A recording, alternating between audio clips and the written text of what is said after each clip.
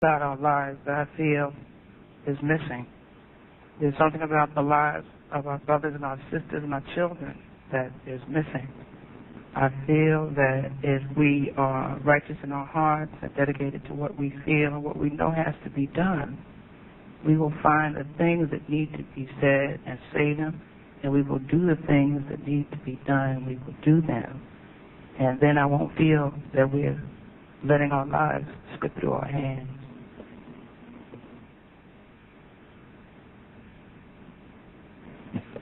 Good morning. I greet you with peace, love, and harmony. Bute Benke Bubutefu, which means peace, love, and harmony in the Lugandan language. And the response to that is Tuli Banaba Serolanda. Can you say that? Tuli Banaba Serolanda. So when I say Bute Benke Bubutefu, you'll say Tuli Banaba Serolanda, which simply means peace, love, and harmony. And we are children of eternity. That is what the response means.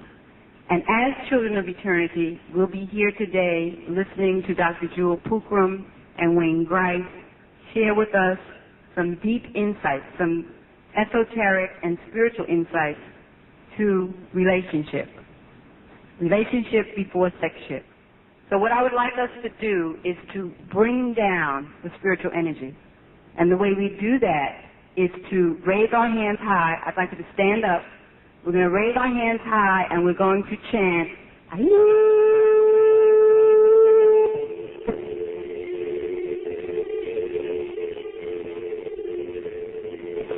Again.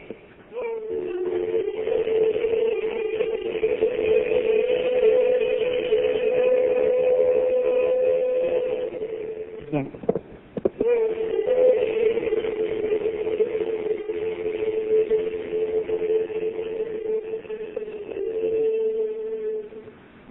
We call upon the Lord of all souls, Sigulamanda, our guides and our teachers, Bambi Baba, J.K. Muganza, be with us to protect us from all of the obstacles and guide us on our path, guide our hearts, guide our minds, guide our spirits. As we listen today, as we channel this divine spiritual energy, we humbly give thanks. We are grateful for this opportunity, having been born into the human body, knowing that only through human birth can we find our way back home to the source of our being. Bute Benke Bubutefu, Tuli Banaba Serolanda. Bute Benke Bubutefu, Tuli Banaba Serolanda. Bute Benke Bubutefu, Tuli Banaba Serolanda. Iman Ashimwe, Mukama Asimwe, Luhanga Asimwe, which are three different ways to say thanks be to God. Thank you. Now, before you sit down, we're not strangers. And so, when we're with family, how do we greet each other? With hugs. So please find at least 3 people you don't know and give them a big hug and welcome them to this glorious, glorious day and occasion.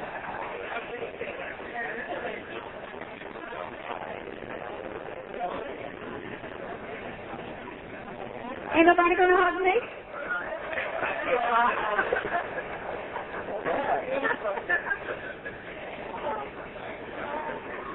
All right.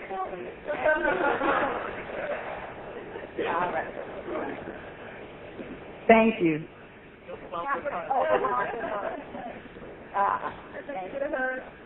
Thank you. Gaia. Oh, great. Wonderful. Great. The crew is in from Philadelphia. We welcome them. Okay. And so, to open our day, I'd like to present to you one of the members of the Serolanda Foundation from Uganda, my beloved brother, Baba Buka Bijimiro Jimiro. He will join us in a few moments to start us on our way. He is the author of the book, Bambi Baba, Redeemer of the New Age. And so, during the day, please stop at our table at the back of the auditorium. The Serolanda community, along with Daya Associates and Natural Way Communications, are the sponsors of today's event. So please stop by. There are copies of the book. We have a journey planned to Uganda this July. We are building a spiritual city in Uganda where peace, love, and harmony will reign, where people of all races and nationalities will live together harmoniously, where new age, pollution-free, accident-free technology will be born. This is the 7th year of a 7-year program, and the building of the city is well underway. So I encourage you at the break to visit the table and to get an opportunity to talk further with Baba Buka. And so momentarily he'll be here with us. Please welcome my brother, Baba Buka Bijamiro Jamiro.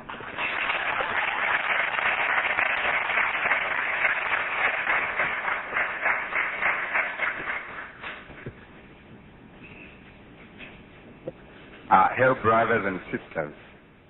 You'll excuse my voice. Sometimes it thunders like thunderbolts. And when you give me microphones like this one, I feel that I'm being cheated, because God gave me a voice that can enable 2,000, 5,000 people seated anywhere. I'm very glad to be in your presence, and I feel very, very much honored. I don't have enough words to express the feelings in my heart on behalf of the Serulanda spiritual community in Uganda, where I come from, and for my spiritual guide and mentor and protector, Baba J.K. Mugonza, the foundation and the community which invites you all, anytime, any day, any year, to travel there and just be at home. I see that most of you descend or are descendants from the African continent. But I also know that humanity on this planet Earth, as we know it today, has its origin from the African continent. That means that everyone, black, white, green, yellow, you have your origin from the African continent. So you are most welcome. This is a community that is open to all peoples of the world, because our goal is to transform all petty differences and unite together as divine sparks of the light and sound of God, which we actually are. We identify ourselves with the physical or an external surfaces or systems or policies and what have you. But all of these have to be transcended, because you are light, you are sound of God. And that sound and light of God is what keeps you living. You are God as light and sound in the form of spirit or soul. So this particular conference, which I address now, gives me an opportunity to tell you, brothers and sisters, that we're honored to see that people here in New York, you organize and host such conferences, talking about the vital divine relationships between man and woman, the female-male aspects, the electric and the magnetic, electron and proton, and what have you. But the importance of organizing such seminars to educate our brothers and sisters to come to the sacred divine realization of the very purpose of human life. Because human life cannot be procreated, it cannot be continued to exist without these two aspects, man and woman. But how to go about these relationships is the biggest problem. That is why it has been terribly abused. Everywhere you go, human beings need to be re-educated. Human beings need to be reoriented towards the sacred purpose of the relationship between man and female. Because very few people know that the moment of conception that very moment of conception, you, the mother and the father to be, you have the right to write on the destiny of the coming soul, for it to be a murderer or a saint. And I repeat, you, the mother, father to be, at the moment of conception, you seem to have the right to write upon the destiny of the oncoming soul, for it to be a criminal or an honorable, noble citizen, depending upon the souls, the thought patterns that you harbor in your hearts, in your minds, the words that you speak, the atmosphere that you create during the time.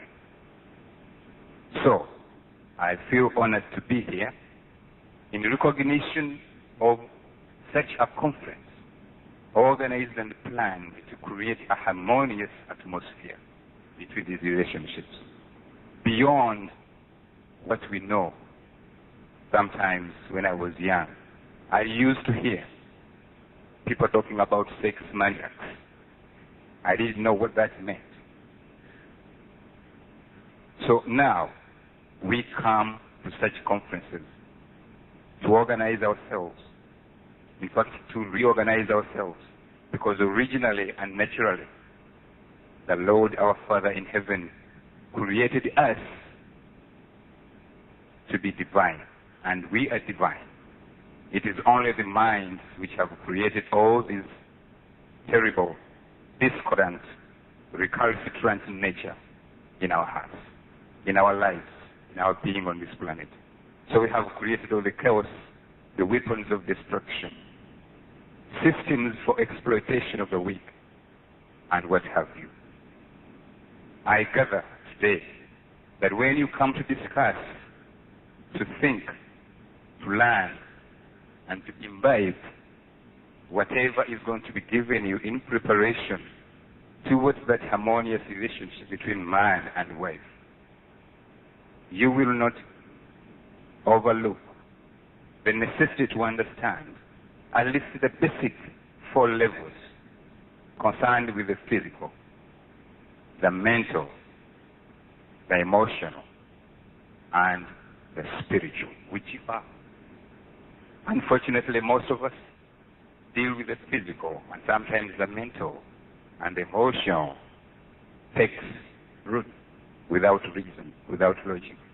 We are carried away by the emotions. So, in a matter of moments, one becomes a victim of the AIDS virus. A matter of uncontrolled emotion. No human being is without emotion. But the point here is controlled emotion. A matter of moments of uncontrolled emotions leads one to become a victim of the AIDS virus, meaning that in that particular moment, you have decided, consciously or unconsciously, to get a passport to immediate death. You stop your own life because of a matter of moments of uncontrolled emotion. If only people can learn to use logic and not be carried away by the emotions, because you see the physical is interesting and very strong, but it is always overpowered, carried away by the emotions. A very strong giant man can become a very helpless man because of the emotional force, the emotional energy. The same thing happens to a woman. You look at a woman so strong, but beautifully, ignorantly, carried away by the emotions into self-destruction. Of course, when we talk of self-destruction, no soul has ever destroyed itself. It is always the body that is destroyed. It is always the astral body that is destroyed. The etheric body, the emotional body, the physical body, the cause and the mental bodies, these can always be destroyed. But you, as soul, you can never be destroyed because you are immortal. You are created in the God's image, in the likeness of God. But that also does not explain the point. Because when you say likeness of God, it means you are not totally like God. But that is due to lack of expression, due to lack of what? You are really light and sound, and God is light and sound. So it's not just a matter of likeness of God. It is true that you are of God. And when you come to the realization of who you are as soul made of light and sound current, then you realize your God quality. And when you realize your God qualities, you become a conscious co-worker with God. So brothers and sisters, we invite you to deliberate, listen attentively and learn from this lecture.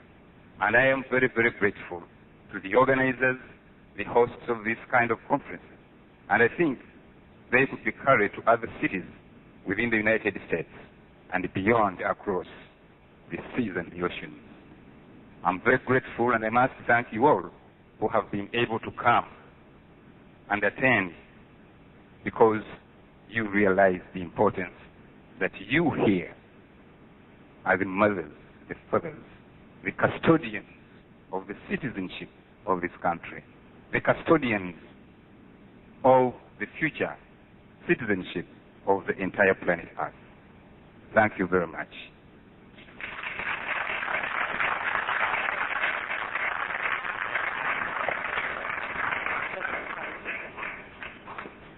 Okay, our mistress of ceremony, Lady Prema. Thank you. It's such an honor to be here, and thank you, Buka. You know, I feel like after that we're all in a trance. I don't know, like, what else to say. Buka comes from Uganda, just in case you didn't know, and he's on a mission, man-making and woman-making, and sharing the spiritual energy and light that we all do have. He has that gift of igniting that which is already within us.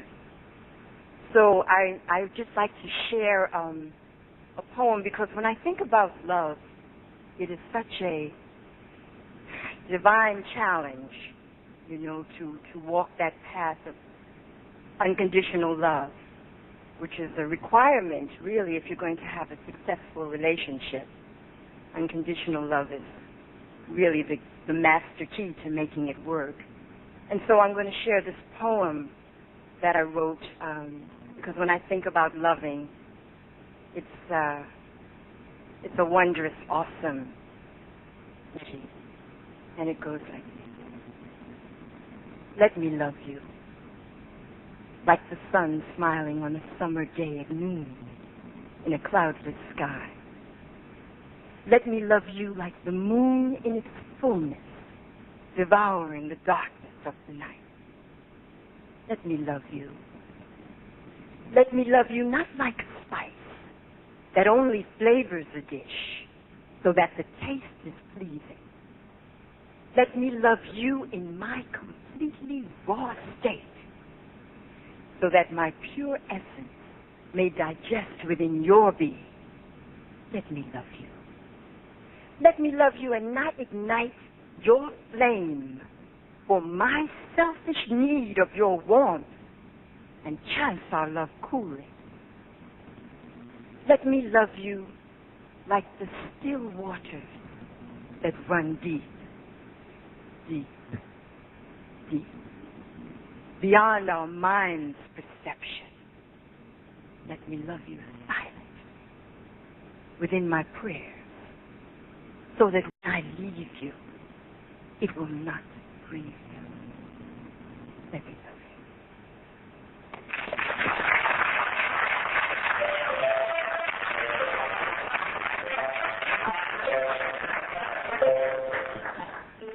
So without further ado, I do want to thank you for just being so patient and waiting for the right spiritual energies to come together, and all the forces and all the angels to start dancing, and all the ancestors to just come and abide and commune with us. I thank you for waiting, because you know, in African tradition and in the ancient tradition, waiting is, you wait for the beloved.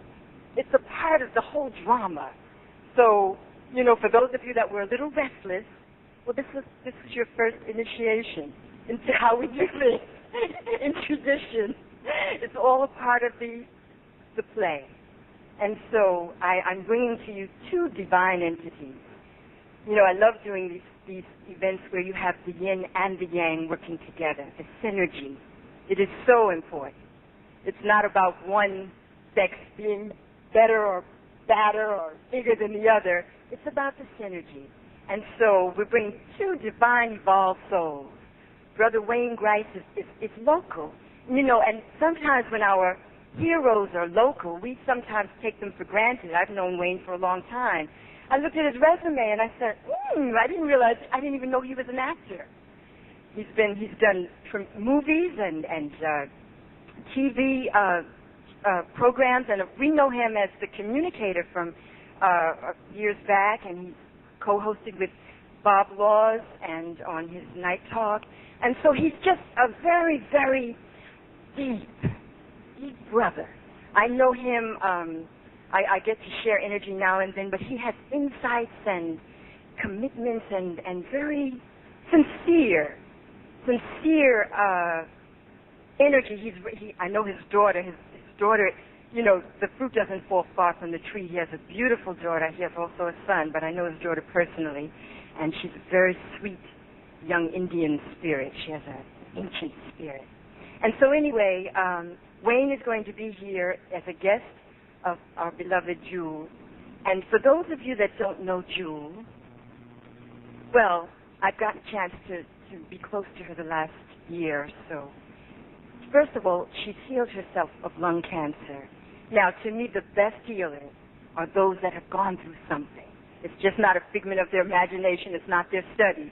They've gone through something. They've healed themselves. And so they're speaking from experience and commitment. And so, aside from that, she was a gynecologist, is a gynecologist, but was a surgeon, and did lots of work in the surgery field on females, hysterectomies, etc.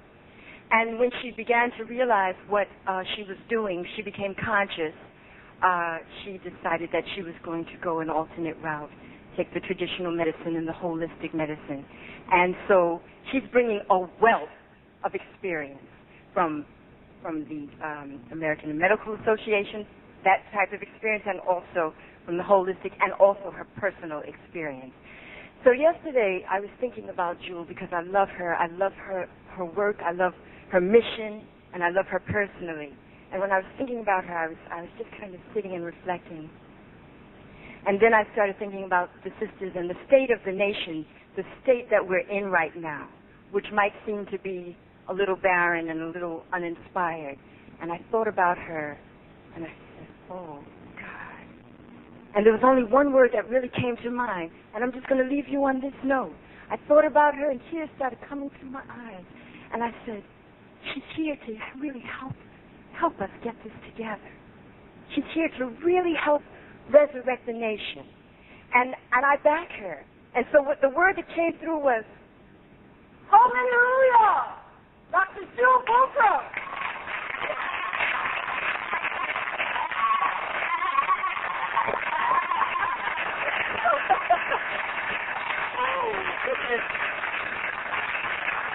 That's it. Thank you so much. Welcome.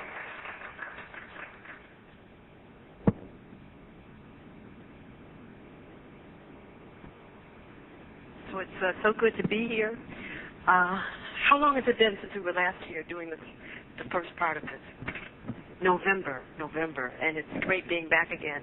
A lot of wonderful things have happened, a lot of evolution, obviously on my part, because it is true. I'm here to help you all, but understanding and helping others, that's the greatest reward. You are really helping yourself.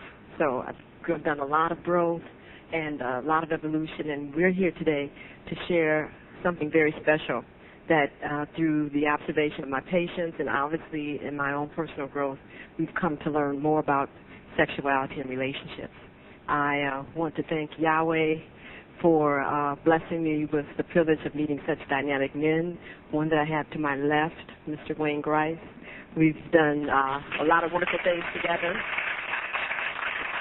And it's really wonderful how Yahweh has allowed individuals to come into my life that have really allowed a lot of information that I've recovered by studying the stacks of information stored way, way deep away in many of these institutions.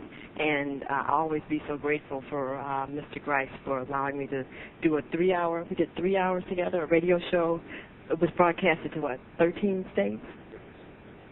15 states for an entire 3 hours, and I was like, wow, I felt so humbled and so blessed to be able to share that information because the president even doesn't get that much time. So I was like, I love it, So we're here today. We have a lot of wonderful things to share with you, so if everybody can just relax.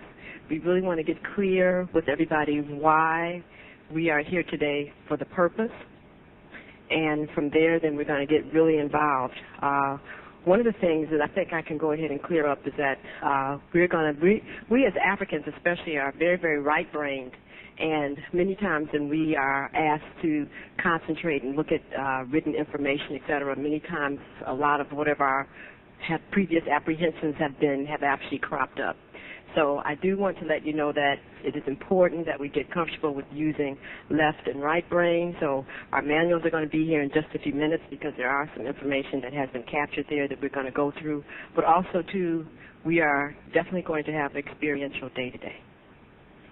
So without further ado. What we'd like to do at this time, if all the men in the audience would come here to where I am, what we'd like to do is a bonding, because some of the information and knowledge that we'll be sharing today is really the kind of knowledge that we would get in rites of passage. And so we want to do a bonding, because it's not about little I's or big U's. It's about us understanding that we are one. Sister, if you can join me. And sisters, if you would do the same.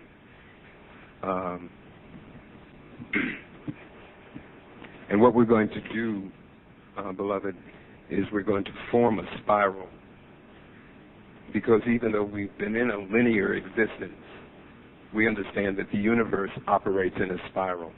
So what we're going to do is connect. And what I'd like, speak on the mic. What I'd like to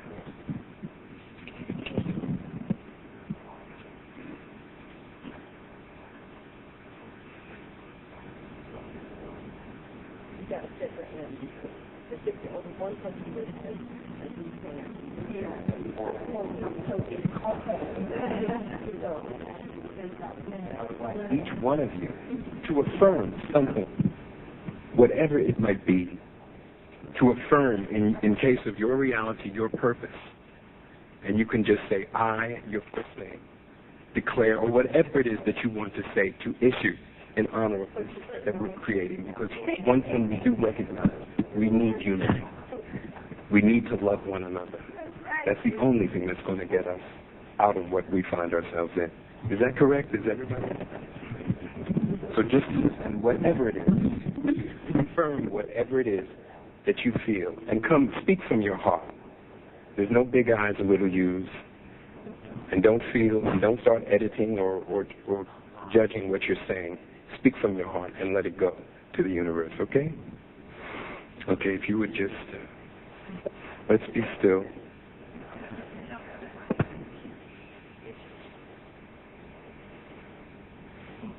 And relax. Breathing in. And just so releasing. We want to take the time now to just that would close our eyes and from the most deepest level of our pelvis, just deep breathe, and just lovingly release and affirm what it is that you would like to receive out of this space, out of this workshop today.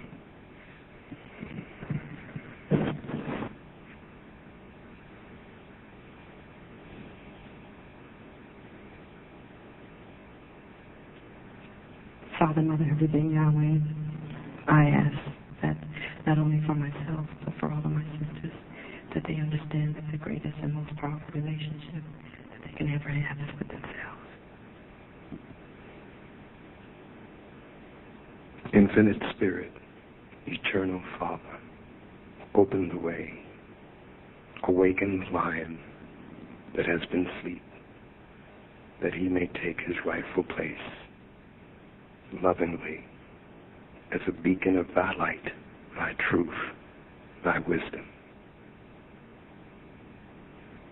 and that we may heal within our own community, and then take it and spread it abroad, globally, all that needs to be healed, that we have come through this fire for the purpose of being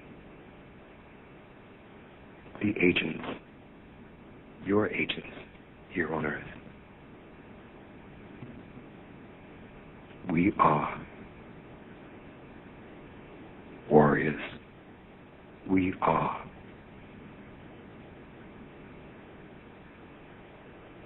the beloved of all that life is. We are the protectors, the providers, the managers.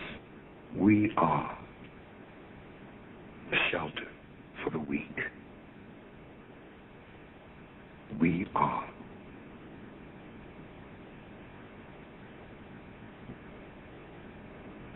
First Brother. I love my black people. I'm an African, living in America. I must be strong. And I also must learn more about myself, more about us as a people. I am here so that I will become the most conducive, productive mother, wife, sister, and daughter that I may possibly be. Yes, we ask to debrief ourselves, our mind, from all the myths and all the backwardness and all the deprivation that we have been through for the past 4 centuries. That we can now realize who we are and move ourselves to greater plane and become the people who the Most High had created I to be. Give thanks. I want to be enlightened. I want to heal myself spiritually, mentally, and physically. I want to pass this on to my family, my friends, and all my brothers and sisters. I declare today that we are fathers and we are men. We will become aware today of what it is to have full relationships and full lives. Thank you.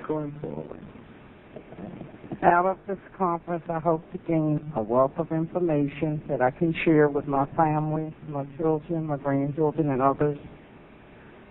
I declare love, peace, happiness, and faith. There's something about our lives that I feel is missing. There's something about the lives of our brothers and our sisters and our children that is missing. I feel that if we are righteous in our hearts and dedicated to what we feel and what we know has to be done, we will find the things that need to be said and say them, and we will do the things that need to be done, and we will do them. And then I won't feel that we're letting our lives slip through our hands. May I continue on this path of ever-increasing divine spiritual growth, and may others benefit from this spiritual growth also. Wisdom, understanding.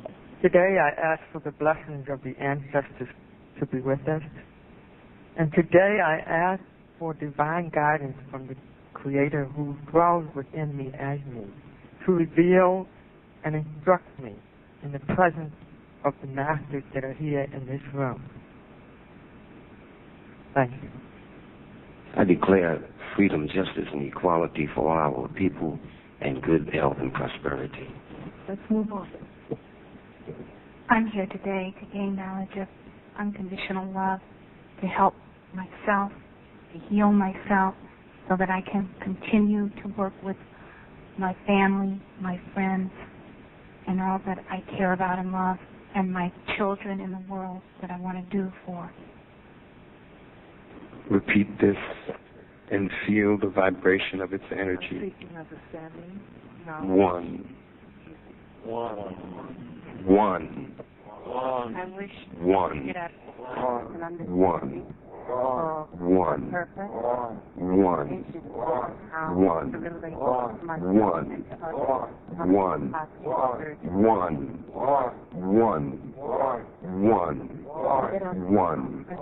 One. Love. One love. One love. One love.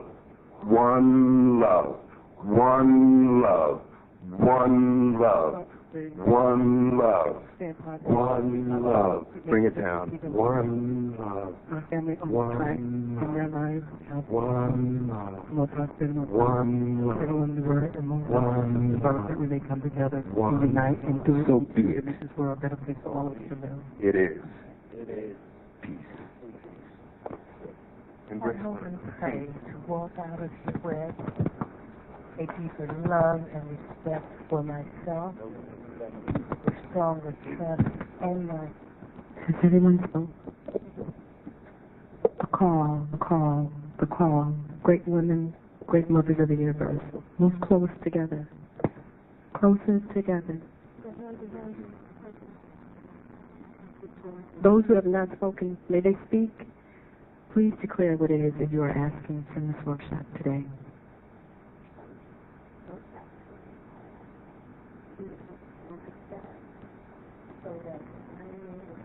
Have all spoken?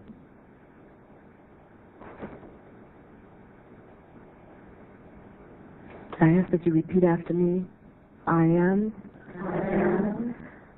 the mother of the universe, the nurtured planet Earth. I am the mother of the universe, the nurtured planet Earth.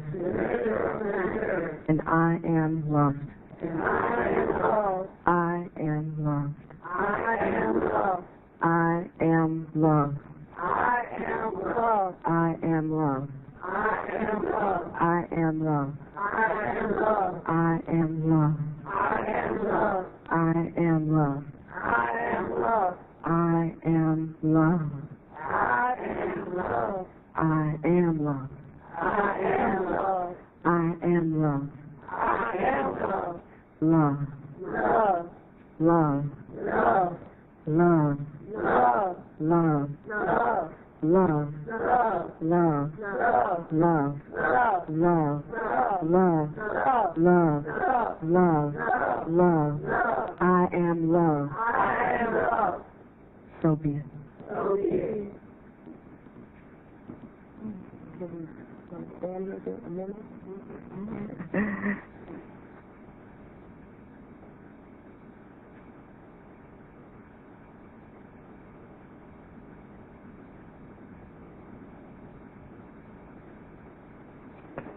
It is done.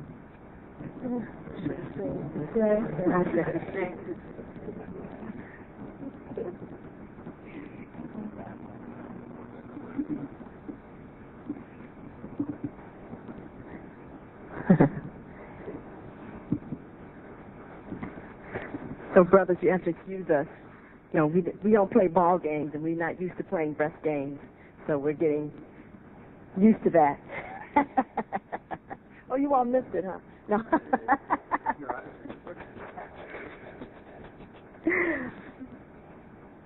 Are we ready? I mean, but I think that's a real interesting observation, though. I mean, you know, did everybody notice that? The men, they just came together, they did their thing, and they, you know, whoa, whoa, whoa, whoa.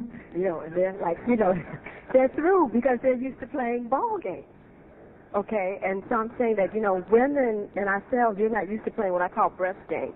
And so, you know, we're not used to coming together and, you know, being focused like that and moving on, you know. So thank you for being loving and patient with us. We're getting more used to that. Well, we thank you for allowing us to be who we are. And when we got a little vocal, you know, y'all were cool about that. You know, because there is a need for the yang to yang itself. You understand what I'm saying? So when we get a little loud, it's not that we're trying to be loud. We just have to let all that testosterone manifest itself. Thank you. Can you feel the love? Praise God. Sister Dr. Jewel, Now we're going to get to purpose. Oh, one thing before Dr. Jewel, I'm going to ask in her name as well as my own, and for the benefit of all that are here, someone have the courage to ask what may be considered the stupid question. Don't edit. There is no such thing as a stupid question. If you have something to ask that sincerely comes up in your mind, ask it. You know, sometimes we get in conferences and we start going through, God, I can't ask that. Everybody repeat where I'm at. Nonsense. We're all here to learn. And I say we are all here to learn because we're trying to be channels so that the light can come through us and in the process not only come to you but return so that we can see what we need to see. Okay? Are you with that? Thank you. Thank you. I'd just like to share with you clearly, you and I, from a scientific and a mundane and also from a divine level, have come together today. The purpose for our coming together today is the understanding to be shared of how being the center of your universe determines the quality of your life on this planet. All relationships are predicated on who you are and what your reason is for being in this earth dimension. Today, we are praying that you will gain a greater insight into the anatomy of being human and how this relates to the laws that govern not only planet Earth, but your entire universe. You will begin to see all and how this relates to the universal creator of all things on one hand, and also being a co-creator, will see how this directly relates to yourself. It is important that you know that your understanding of your relationship to everything determines the comfort or discomfort that you will experience in interacting with other individuals. Today, Wayne and I are assisting ourselves and also you in becoming aware of yourselves and your involvement, which also determines the quality of your relationships. Sexual activity is not only just the touching of male and female genitals. It is also the merging of other subtle bodies of the human anatomy. The interaction of one's emotional, mental, spiritual body, and soul body in many and harmonious ways determines the quality of our relationships. Unfortunately, sexuality has only been identified as the interaction of genitals, and no account on the mental and spiritual level has ever been really explained or even thought about as to the end results of how the physical body, being a direct reflection of the emotional, mental, spiritual, and soul body, will have an effect upon your entire reality on this planet. So Wayne, if you can just share with us what our divine purpose is.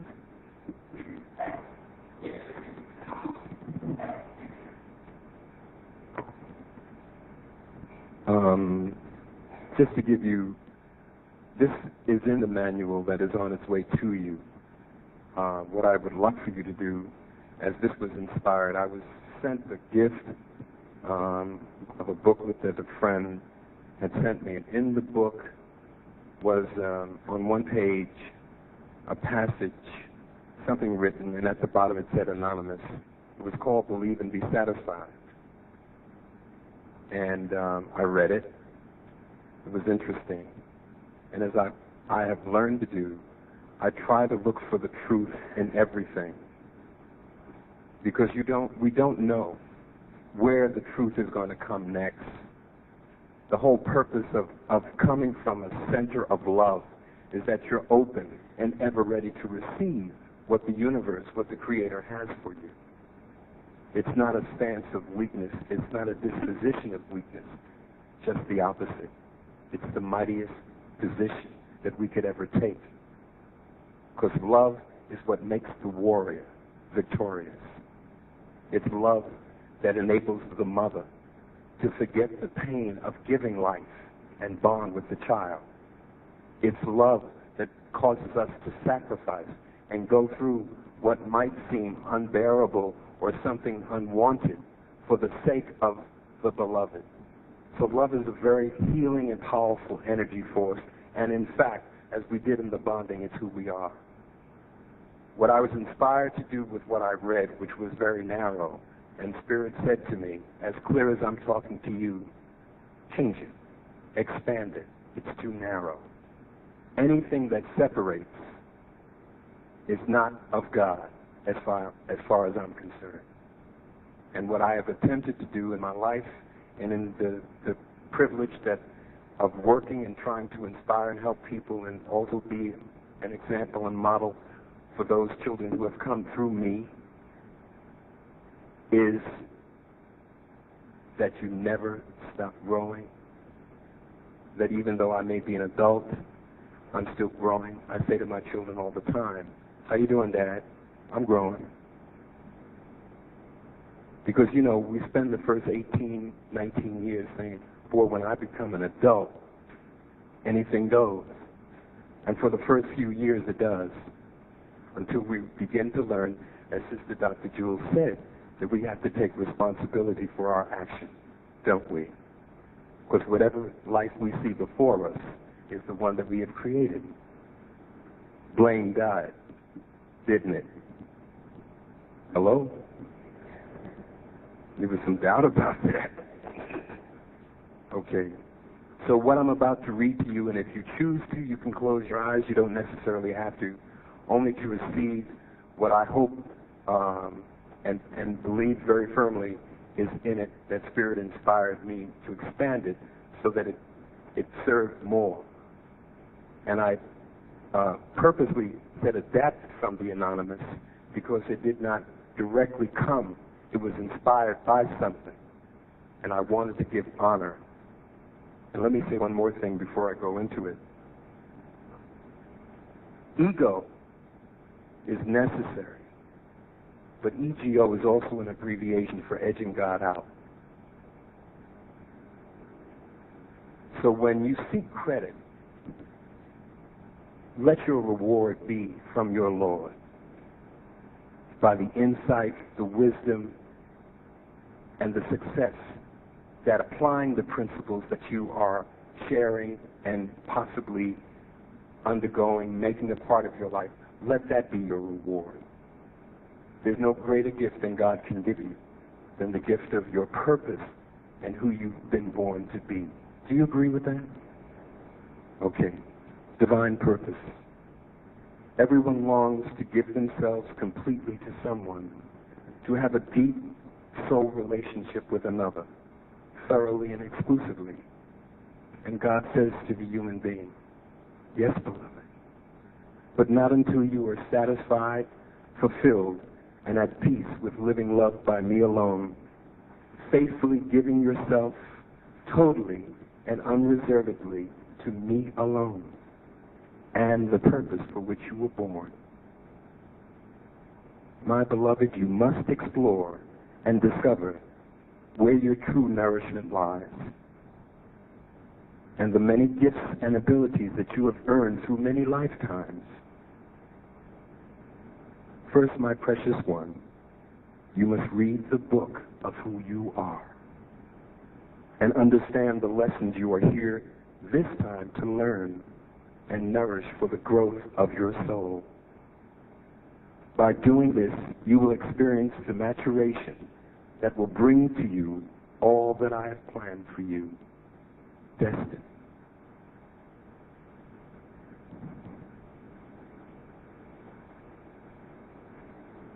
I want you to see, understand, and experience your uniqueness and why there will never ever be anyone like you again. Your true happiness will be found in your discovery of the precious gifts that I've placed inside of you, which is myself. Of course, you have the gift of free will, which gives you the choice of choosing your own way, and that is entirely up to you. It is my will to give you all that you desire and to give you that perfect human relationship that you desire. and that I have planned for you. Please let me bring it to you by daily being open and turning in towards me and the reality of myself in you. Be still, and in those moments, listen for my voice so that you can acquaint yourself as it guides you through the challenges, opportunities, and decisions you meet on this journey of life. The more acquainted you are with myself and you, the more I can guide and assist your realization of your purpose and your potential destiny. And when you encounter a challenge or a dilemma, know that you can handle it through myself in you. For I give you nothing, ever, beyond your capacity to handle. It is merely an opportunity for your growth and understanding.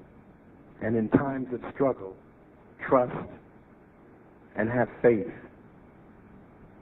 of myself in you that you will see the light in the darkness.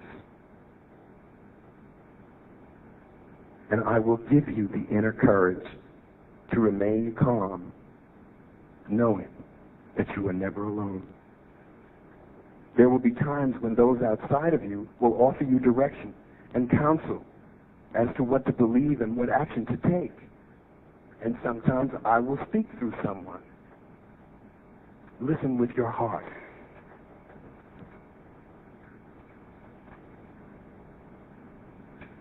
And see, as well as your mind, to see if it is me that's speaking. You will be able to discern the source of the counsel and take the proper action. There are times when the world will say, trust this, believe that, accept what we say is the truth and the way. And although everyone moves in that direction, I say, be still and listen to know if that is the way and truth for you. If you are willing to remain steadfast and faithful, I will show you how to overcome what is in the world and be true to your purpose. Remember, beloved, I'm always with you. Do not let what you see others doing or getting distract you or weaken your faith and trust in me. For there is nothing in this world that can equal or enrich your soul in fullness and joy as that which awaits those who have chosen to do my will. And beloved, when you are ready, I will surprise you with a love far more wonderful than you would ever dream. You see, beloved, until you are ready, and the one I have for you is ready, and I am working right this minute to have both of you ready at the same time, until you are both satisfied exclusively with me and my purpose for you in this life.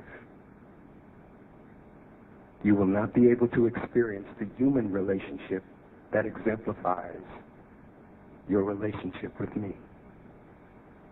And beloved, I want you to have this most perfect love, a picture in the flesh of your relationship with me. To have a love that inspires both of you to grow, share, and become all that I have prepared you to be.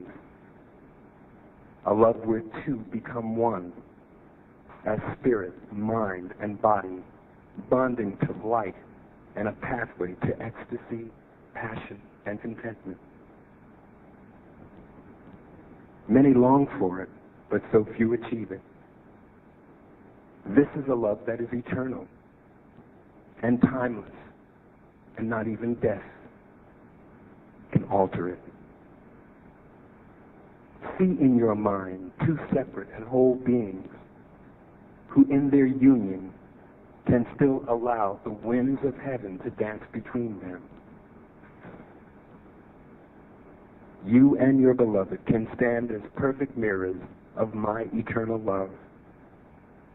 All that you desire is already here. It is in you. simply let it unfold as you live each minute, each hour, each day. Heal and empower yourself with the reality of my presence in you, and let it be what you express and convey to all you encounter in life's journey. You are loved far more than you ever know and can imagine. And when you truly understand who you are, beloved, you will never be alone again. Peace.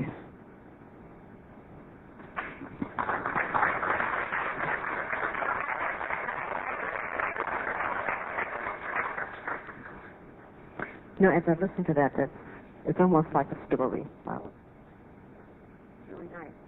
Is my mic on? Oh, okay, good.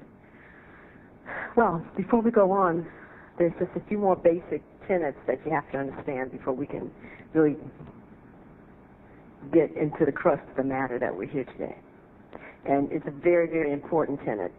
You know, I was just sitting there as I was listening, and I was reflecting back at what had to happen to me for me to even be able to listen to hear this story. And, you know, I talk about, at times, the cancer that I created for myself and the wonderful pivoting point that was in my life for me to really begin to get clear on what was happening at a real level on planet Earth. Many of us who are very steadfast and very willful and who are very creative have means and ways of finding out that when we appear to run up into what happens to be a dead end, that, you know, we can manifest the energies and the tools to drill a hole through that and just go right in to another room that has another dead end. You know, we forget not to recognize that, you know, life shouldn't have to be, we have to always drill and break down a wall to be able to get to the next level of existence. So finally, when we have a wall that, for whatever reason, our tools and resources don't penetrate, then we realize that we have to find another means to be able to deal with the issue. And that's what my cancer was for me. It was really the end of a particular mindset, a perception, and a way of doing things, and a gateway to allow me to really begin to explore other tools and avenues that are available to all of us as humans. Perhaps some of you haven't heard the story, and I'll just make it brief, but I was not willing to allow myself to be exposed to chemotherapy, radiation, or surgery, having prescribed those for other individuals, genuinely hoping that they would make a difference and really be an agent to be curable. But too many times I saw that they were not. They were defacing, very destructive, and too many times I intuitively felt that it actually hastened the death of individuals. So understanding that and really, you know, being able to be there and watch that, and also recognizing that, you know, it was through my hand that much of that was administered, I now recognize that I got a chance to decide if I wanted to use my own medicine. And clearly, at this time in my life, I just did not see that as something that I wanted to endure. So realizing that all the doors had really been shut for me on an external level, because consequently I was already doing macrobiotics, I was already meditating, I was already jogging, so I was doing all these things that supposedly had been alleged that would prevent you from having cancer. So I was really, as my grandmother would say, you know, up a creek and, you know, standing on a hard rock. And so I recognized that, you know, if all these things outside of it were supposed to prevent cancer, which I found out was not true, then where was I going to go to get some assistance? Now, fortunately for me, I had glimpses from childhood and all through my life about the fact that there were other dimensions, that there were other realities, etc., but not getting any support in this world that there are available energies and essences that perhaps aren't visible to most people or that we're aware of, because if we go usually through many, not all, but many religious modes, we're taught that, you know, you just do the best you can here, and on the other side somewhere there's some tools and things that'll make it all better. Well, you know, the agreement with myself was that I wasn't willing to go to the other side yet, so I realized that that wasn't even available at this point. So, you know, I just had to surrender to the fact that I had to really just go within. And that was like really interesting. It's like, you know, go within, what does that mean? Well, how do you do that, et cetera? And I had a dear friend that really offered me multiple keys to really start doing that. And these were the laws that govern the universe. Now, you know, most of us are aware that we have a man-made judicial system here in this country, and all countries have established for themselves. We understand that it has lots of problems and that many times it doesn't appear that it's equitable in its decision-making capacity. But these laws, when it was introduced to me, it was like really phenomenal. The fact that there were laws that actually govern the earth. And from a scientific perspective, we know that there's some energy that keeps the earth spinning on its axis and floating in space, and for whatever reason, the sun doesn't come crashing into the earth and we don't crash into Mars. But most of us are not even thinking about this from this perspective. But these laws that were introduced to me, it was made clear that it's not a person that comes with a black robe, or sometimes they're portrayed as the reaper that comes through, that they are actual energies. And the more I began to really look at this from a scientific basis, I began to realize that everything is energy. Everything is energy, and this is a very interesting dimension here, because this dimension, even of itself, is not solid. It's very exciting to realize that some of the most scientific literature is being revealed that for us to even recognize and to want to think that we are actually solid, that this table is solid, that this is actually a solid overhead projector. We are only conscious 7/10 of every second. So we're not even aware of time in its completeness for us to assume that everything is solid. And I thought that was really fantastic, because when they talk about establishing alpha waves and beta waves from the brain, what they're really saying to us is that depending upon your capacity to be conscious, some of the time, most of the time, all of the time, determines your reality and your capacity to interact with different levels of energy. So when I began to grasp that, then that began to make sense to me. This is the whole reason why most people can't see microwave, because these light frequencies, because everything is light, is vibrating so fast that to you, you can't capture it and process it in your mind to know that it exists. Microwave is here all the time. And so what happens is that the little black box known as a microwave oven or stove slows down the frequency of that particular aspect of light to the extent and controls it that you can get the effect of it and see the end result of what it does.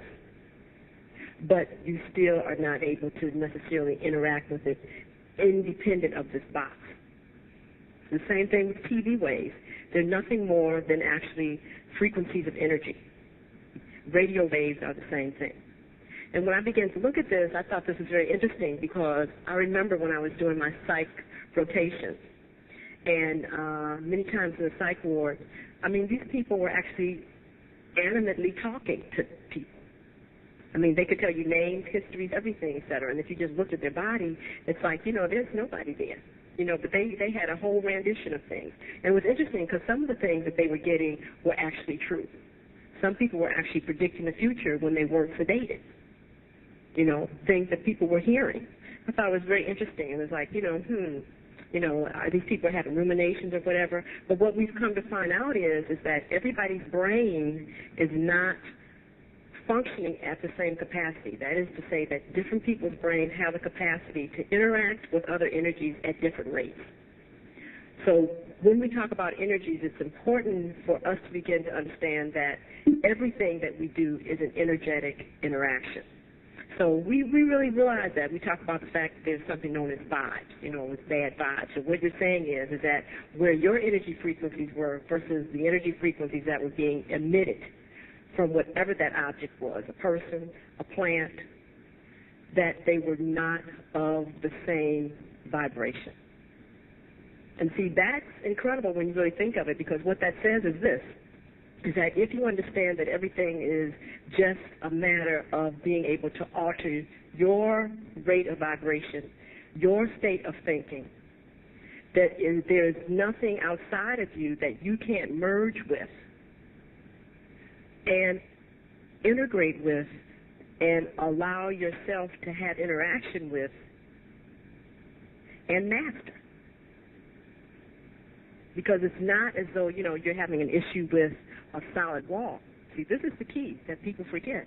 It's not as though you're having an issue with solid wall or having an issue with a part of your body that you can't get to, or having an issue with an object or something that you don't know about. You do.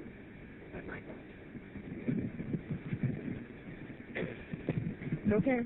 Okay. Can everybody hear me? Yeah.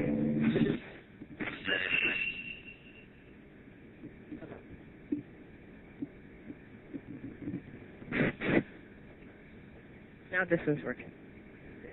So, let's just think about this for a minute now. Let's do kind of like an open eye, just inward thought meditation.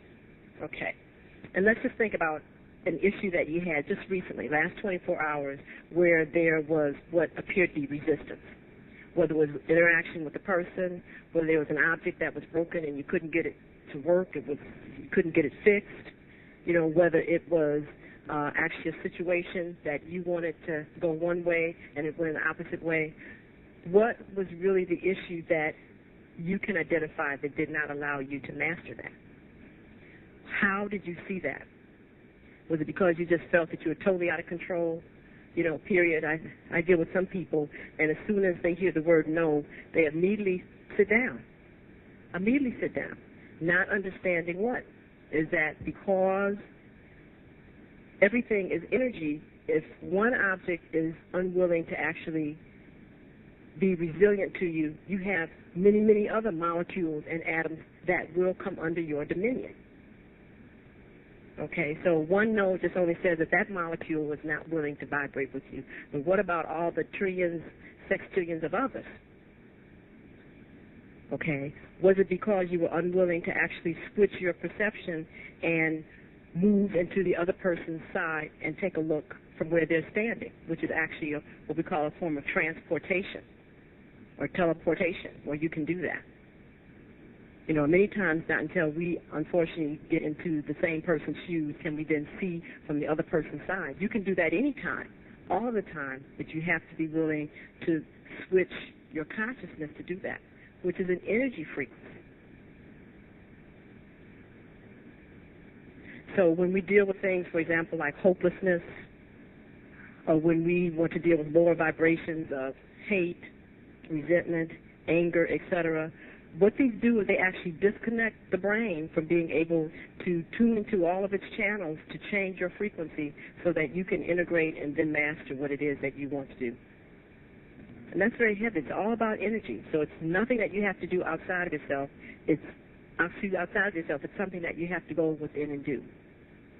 Now, something that's very interesting that we're finding out is that the actual genetic makeup, and I just want to put some slides up here on the transparency on the machine here.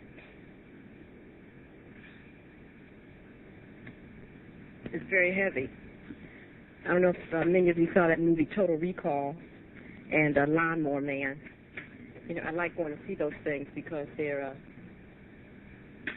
scientific. Okay, a little adjustment. Where is the knob? Oh, here we go. Ta-da. Okay. Now, for those of you who might be thinking that this is a little kid practicing making X's, it is not. These are chromosomes. And these are very interesting because these chromosomes contain billions and billions and billions and billions of points of light vibration. These are actually holograms. Okay. So in the movie they talked about, they did some things with holograms there where they were actually able to project the light image of an individual so that if you didn't pay very close attention, you thought the person was someplace where you know that they weren't, but they were actually there. We are actually all holograms ourselves.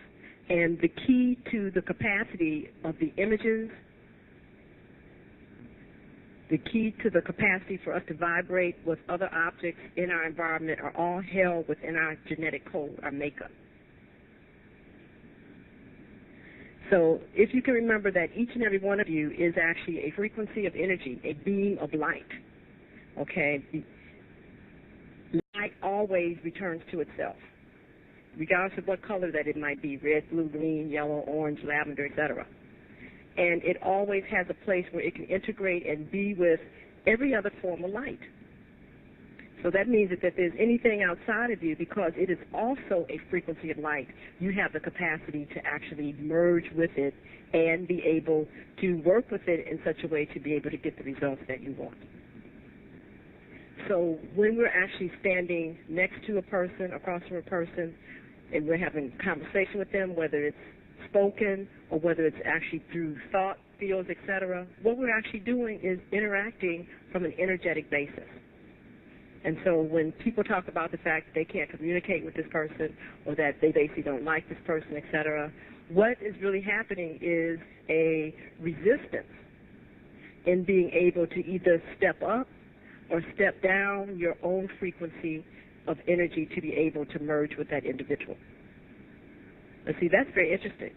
We're also finding out that because how people eat, but how people don't eat, is that many times they will actually alter their own frequency permanently in too many cases where they're not able to actually change their own vibratory rate. And then that's when you really get into problems. Because if you get stuck vibrating at a particular frequency, then that means that everything else that ain't of that frequency, you're going to get some serious resistance, some serious conflict, etc., and you will not be able to change yourself, which is what is really being asked, to be able to make the integration. So if something seems difficult, whether it's reading a book or whether you're having conversations with people, if you can just remember that the key here is that this is an energy interaction. And what is it being asked of me? Okay. Now, one of the keys that I find that immediately changes my frequency to be able to deal with anything, because we need a key here to turn ourselves on or off to increase our vibratory rates or diminish it, is universal laws. These are the keys that allow you to turn into any frequency you want, and all you have to do is actually be able to identify what key is being asked of you at this particular moment. So it's like, we all have many keys on our keychain. Well, that's actually how your, should I say, memory bank should be, and also how your armamentarium should be in being able to deal with the universe. By knowing these laws, which means knowing these keys, when you are interfacing with a different type of energy, all you have to do is actually know which key it is, okay, and you can put it in that particular lock, and boom, the door is open and you're in. So I find that many people, as I sat down and interviewed with them, have problems because they don't know how to modulate and change their own frequency because they don't know the keys. They don't know universal laws. So believe me, when you're interacting with another energy interface, another individual, and if you don't know what the key is because you really don't understand what's being asked of you, this is really the foundation as to why we have ruptured relationships, why we don't speak to each other, why we get divorces, why we're afraid to make commitments, all these different things. Because, see, the key of it is that you can commit to everybody because all you're doing is committing to yourself. So we have all of these different really interesting things about why we can't do this, and, we want to just put our toe in and not our whole selves. And it's because we aren't understanding how to interact with different fields of energy. So Wayne and I are going to share with you some basic universal laws around relationships so that you can begin to see how these laws, which are keys, which are frequencies of energy. And before we start, let me just say this. A universal law is a permanent frequency of energy. They never change. So it's like, for example, the color red. The true color of red is always red. And from it might come magenta, tangerine, red-orange, a lot of other hues, pink, etc. And these are actually just different frequencies and modulations of the true, as I call, mother red. But red itself will never change. It will always be everywhere in the universe. Pink might not be there because it is not actually a true vibration because it's a combination of some other things. But red will always be. So that means to say that when you know these universal laws, they never change and they're applicable everywhere in space and time. So that's why it's so important that these keys you want to know, and these you don't want to lose these. Okay, and the way that you can lose them is to forget to ask which one is appropriate based on the situation that you're facing.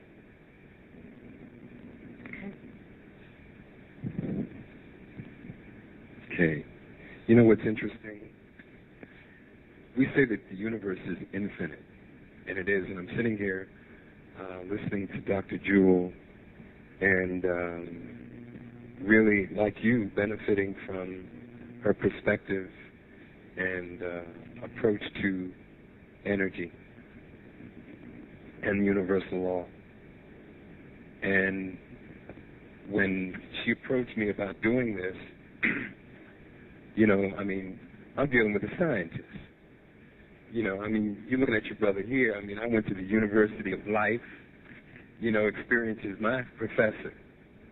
Okay, and at this point in my life, it took a lot of very special people to encourage this brother that you're looking at to know that there was some work I had to do. I felt so.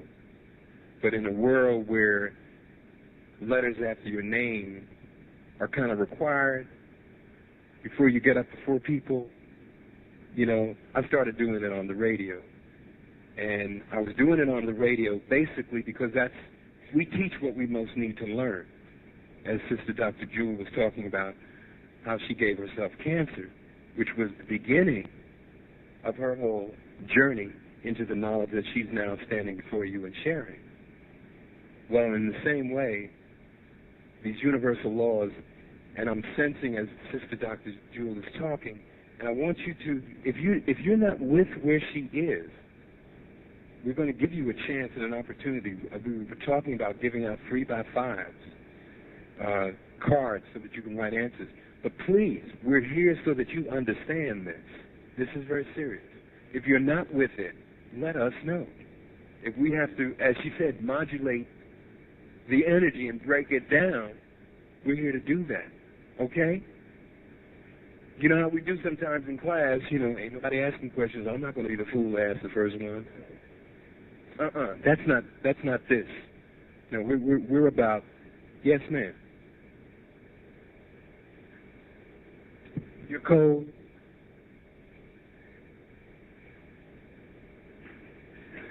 Okay. All right. You know, it's usually the other way around, because you know, melanin dominant people tend to generate so much heat and energy. No. Listen, I'm not fighting or resisting what you're saying. The order has been heard, and someone is on the way now. Okay, then we're doing well. If that's the biggest thing that's happening. Anyone else? Okay. Yes. Can we bring the mic in the center so it'd be equidistant?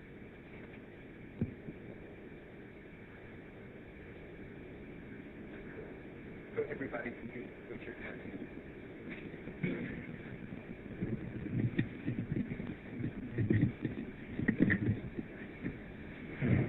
When you talk about the keys to the universal law, are you going to discuss how we should use them and when we should use them, or is this a way of which we should start to conduct ourselves, like our lives, as far as learning a new way of living with them? Is this? I don't know if I'm making myself clear. Yes, sure you are. Okay, let me get this clear. The universal law are the keys. Okay, so the keys that we're going to give you are universal laws. These are energies. Okay, so they're acting upon you all the time, regardless of whether you know them or not. So it's not anything you don't have. All we're going to do is actually say them to you. Okay, we're going to give examples about how they do and don't apply in this particular circumstance, because today we're talking about relationships before sexship. So we're going to talk about laws that govern relationships. See, there's a law for everything. There's a law of finance. There's a law for everything. Okay, so but that's what I'm saying. So today is only for relationships. So this is, you know, the keys to relationships 101. Okay, and we're going to give you those. And you will see just by how they read, that you'll understand how to be able to apply them.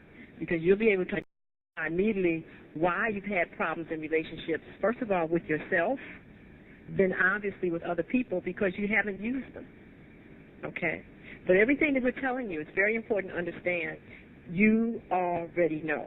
Okay, let me just, one of the things we deleted, and you can pick this up in your manuals, is the fact about, and we'll go into that a little bit more about human anatomy, and I'll show you something about the brain real quick, though. Let me do this way so that people can understand. Okay? This brain that we have is just so cute. I just love it. So wonderful. Okay. You're the scientist, and that's this thing. Okay. Yeah, this is heavy. This is a cutie. This little brain's here. Okay. And this brain does a wonderful thing for us, because it is our capacity to interface in this dimension. Okay, as I said, everything is light. We are light beings. You are not a solid entity. The only reason why you think that you are is because you are only capturing and processing certain light frequencies that give you that reality. But you are not solid. You are not a physical body per se. This is just an in-manifestation of the types of energy you are processing. Okay, no. Let's look at the natural phenomena around ourselves. Okay. Gas. Okay, whether it's helium gas, whether it's water, okay, etc. It is not physical. It's a gas. Okay. That's literally what we are. Okay. Now, certain things happen where the molecules, the atoms, change within themselves, and it takes on a different form. So water then decides to not be in, because there's water in this room. If it wasn't, we definitely would know it. We'd all have to run out of here. Our eyeballs would dry out, nose, everything. So there's water in here, even though it's not enough to make our clothes wet. But when it gets that heavy, that's when we say the humidity is high. So water had a state where it is totally invisible as long as we're only thinking every 7/10 of a second. Okay? Then certain things happen to it, and it then begins to take on a more three-dimensional awareness. And that's when we say that it's foggy outside or that it's a cloud. Okay? And then when its atoms even slow down more, it actually now becomes liquid water. Okay? And then when its atoms even slow down even more, it becomes ice. And then when it even slows down more, it becomes glacial. Do you understand what I'm saying? Right. So I'm saying that what you are looking at as your physical body is a very, very slow vibrational rate of yourself. Do you understand that? And that is actually the key for good health, that there's a vibrational rate of solidity that you can maintain that does not inhibit you from functioning at this dimension.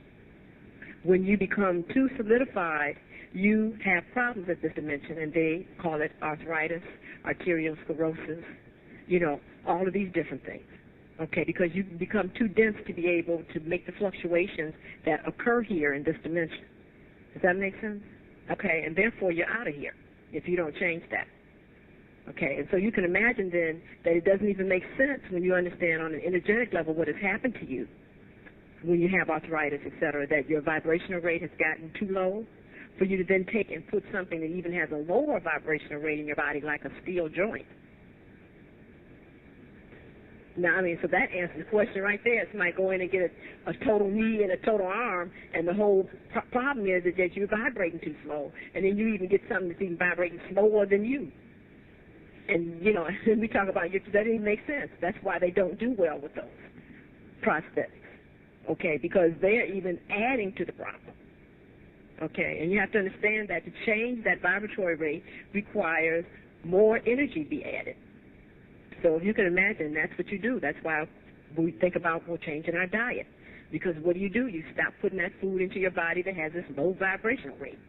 And you start putting food into your body that's living that increases the vibrational rate, and the stiffness goes away.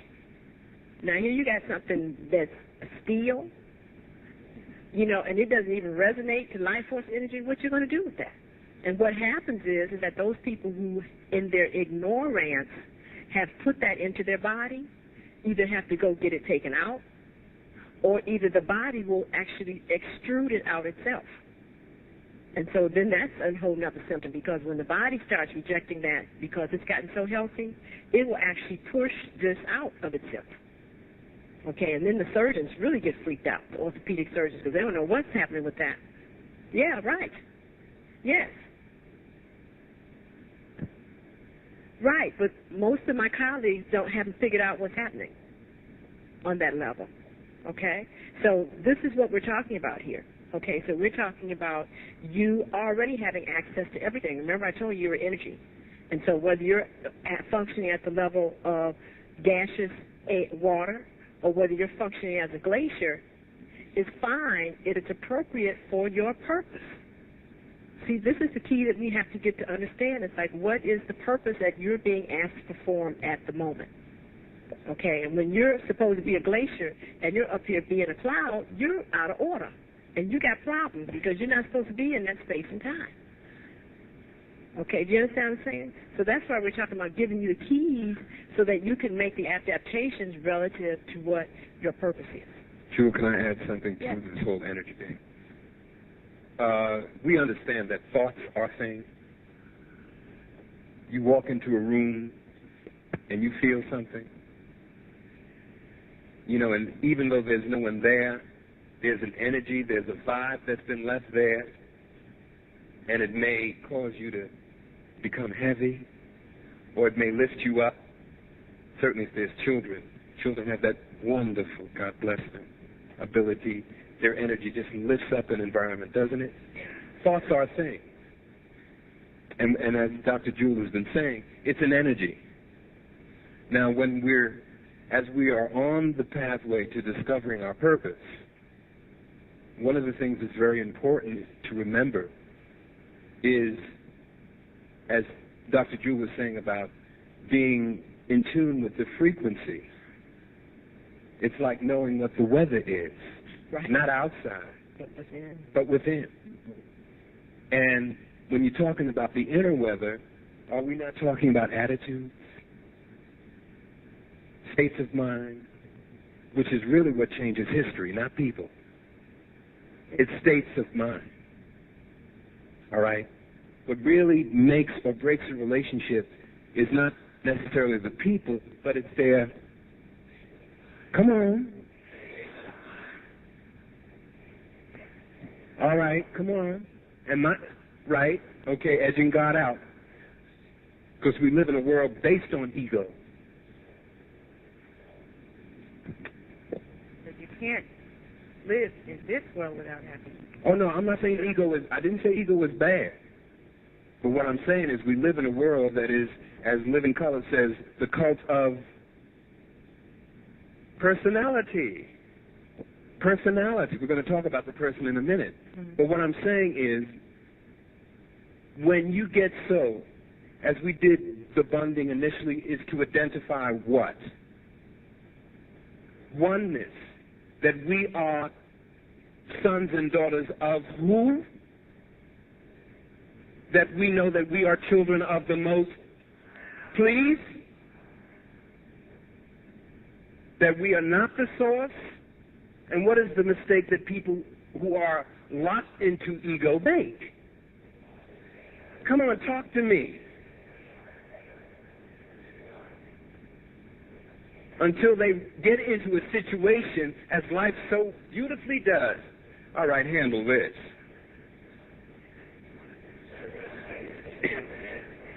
Have we all been there? All right, point being, attitude. Thoughts are energy.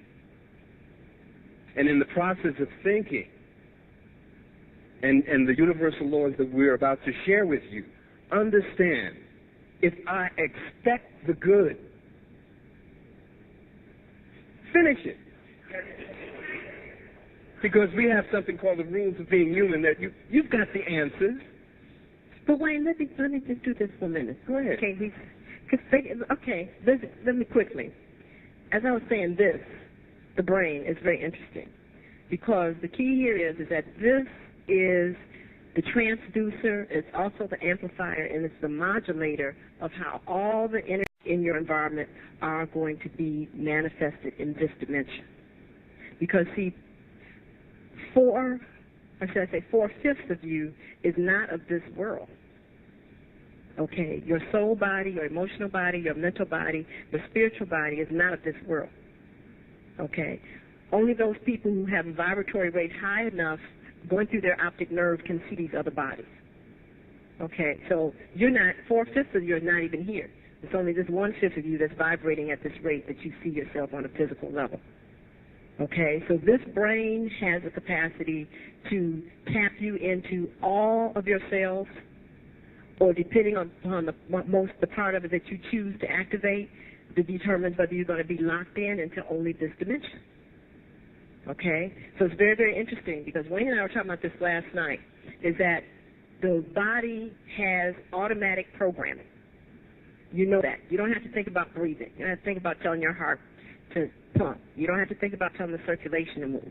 You don't have to think about telling the muscles to fasciculate and contract, etc. Because when you think about going across the room, you're not saying, okay, muscle and leg and tendon and whatever, etc., do this, that, and the other. That's all automatic programming.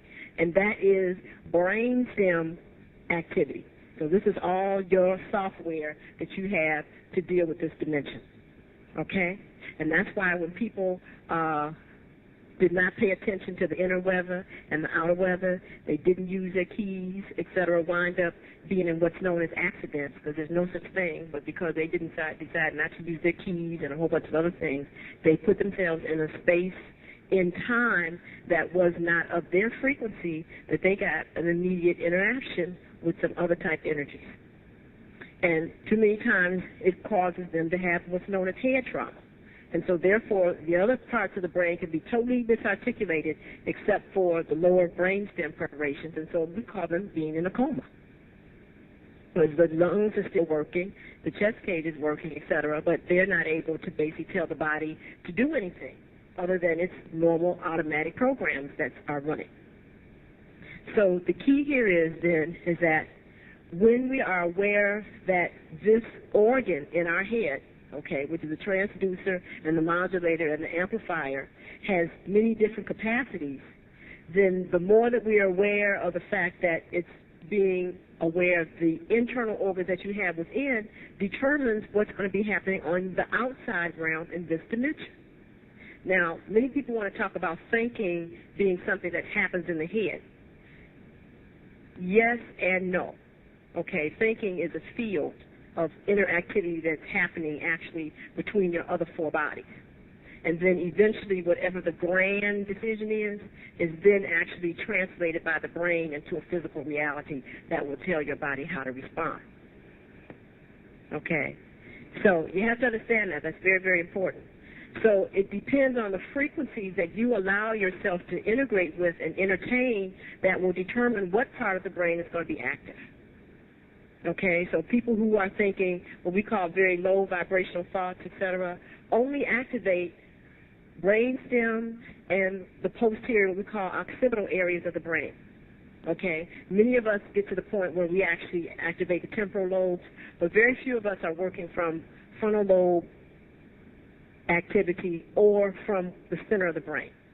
Because being able to activate the center of the brain by the quality of thoughts that you think or the frontal lobes gives you mastership over this dimension. There's no such thing as a solid wall. There's no such thing as having to take an airplane to go anywhere. There's no such thing as not being able to have what you need, and it has nothing to do with money, because at that point in time, you can precipitate or you can command people or objects to basically do your bidding. Now they have a name for those people. They call them bodhisattvas. Okay, and they're no different than you and I. They have to eat and urinate and defecate, etc. The only difference is that they're activating a different part of their brain than you are. So the also very wonderful thing about knowing the keys here, which are these master energy frequencies, is that when you are dedicated to using them all of the time, they actually become cumulative in your body and will activate automatically all of the brain. So the practice of using them all of the time will eventually make all of us bodhisattvas. Oh, wonderful. Okay, the key is and this is where the big dilemma is, because the frequency that your body has now gotten used to vibrating at, et cetera, is, for many people, uncomfortable, terrifying, for them to move into a new resonance rate. So, for example, we're going to talk about purpose being the key. Every molecule, every atom in all of the universes has their appropriate assigned space and time. They all have a purpose. We all have a purpose, and that's the reason for being here. And that means that your whole vibratory rate, the reason why you look the way you do, the reason why you were born, who you were born to, etc., all determine those frequencies. And when you then allow the thought patterns and frequencies of somebody else to determine that you're going to take your little collection of molecules and put it in a space and time that you have no business, because you are not using the keys, which is the most common key that most people don't use, is what? That abundance is a natural state of affairs. So I have to go to this factory every day that I know I have no business in. Okay, you can feel the force field as soon as you get there.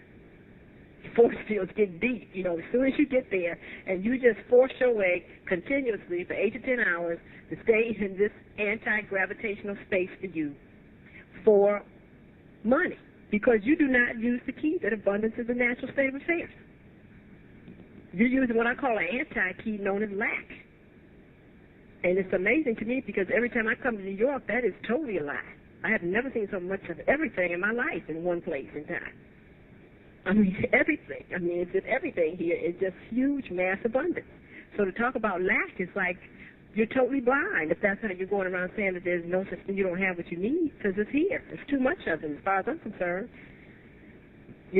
So the key is then why would a person then put themselves in an anti-gravity field that they feel every day, knowing that they have their own space and time that they should be resonating in? And see, then when you talk about the fact that here you are an energy entity, and you have your own space and time, and all the other molecules are supposed to be working with you and interacting with you, et cetera, you have totally abandoned them. And you're out here trying to make all of these divine interactions with molecules that have no relationship to you at all. How do you think that you're going to have successful relationships? Because you don't even have any business being there. Okay, got to understand that. So if you got a husband that goes to work every day knowing he hates that, you know that your life's going to be hell with him. So you can just get right on that, and that you just are locked into that. And the key is that I ask many women, then why don't you support your husband in being willing to support him and doing what he loves doing? But then now that means that you also realize that you're terrified, because now that's going to bring up your anti-keys that you're not using. Because a person that would be in alignment would not marry a person who tells them that they hate their job. I mean, you automatically have asked for a problem. You meet somebody and they say, I've worked X, Y, and Z and I hate it. I've been there for 10 years. You are foolish if you understand universal laws and energy frequencies, think that you can have a commitment with an individual who has not even committed to himself. She's ringing the bell.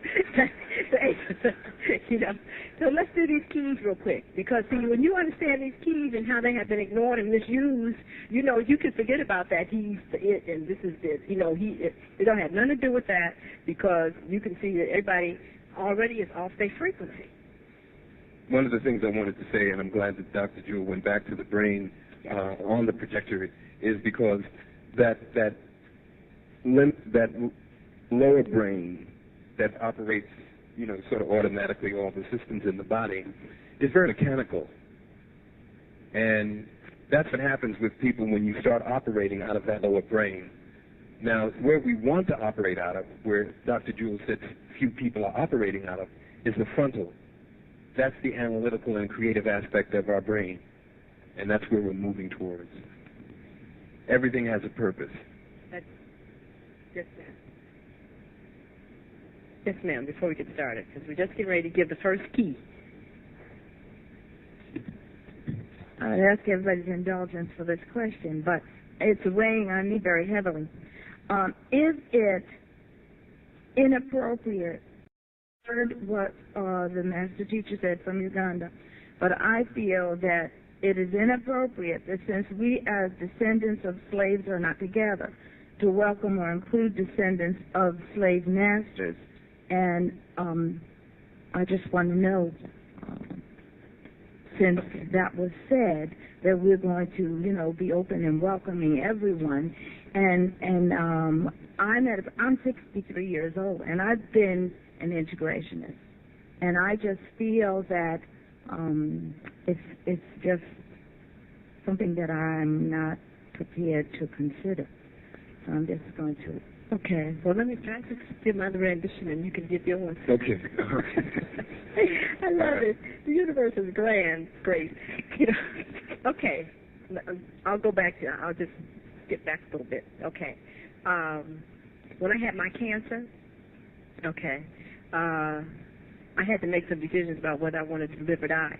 That's the first stage in healing cancer, because one has to, first of all, concede that if you create a dis-ease that has a potential of removing you from the dimension, that there's a part of you that don't want to be here. Okay, so I had to get real clear that there was something in some part of me that was real busy doing something that I didn't know nothing about. So I realized that I was suffering from schizophrenia. These diseases are all schizophrenia because we don't know these other bodies that we have. So I had to, first of all, decide if I wanted to be here. And when I decided I wanted to be here, then you've got to decide why. Because you always have to go back to the purpose. Because if you decide for the wrong reason that you want to be here, I don't care what you do, you're leaving. Okay, so as I looked at that, I realized that there was not much really to keep me on the planet because of what my ancestors had left me. So I came into a couple of realizations. Is that, first of all, I've seen how these diseases, which are states of misconsciousness, really, have totally devastated physical bodies that are divine, magnificent creations. The physical body is the most wonderful thing I have ever been exposed to.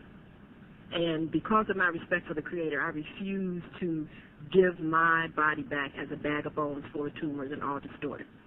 Because my parents taught me that at least if you use something of somebody else's, you should give it back like you got it.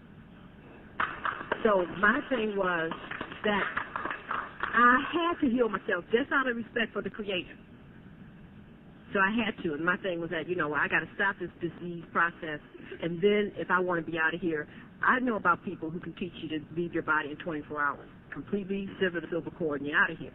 But the corpse should basically not look like it's something that you hated, because that's what all these diseases really are about.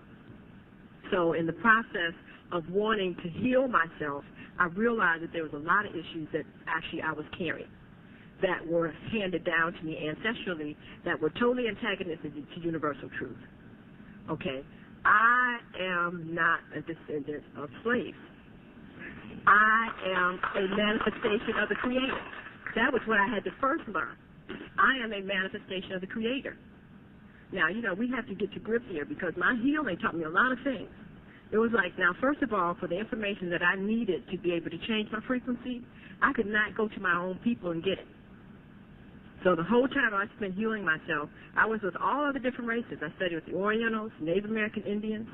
I studied with Caucasians because based on them being on purpose, they had the information that I needed to bring myself whole. Now, I was like, well, wow, that's real interesting because now I'm standing here, I've got melanin, I'm African descent. The Creator creates nothing that doesn't have a reason for being. So now what is the purpose for my own folks? I mean, and that was like a real big quest that I had to go out and find out because I was really asking for what my own reason for being was because that's how I got sick, being not on my own purpose.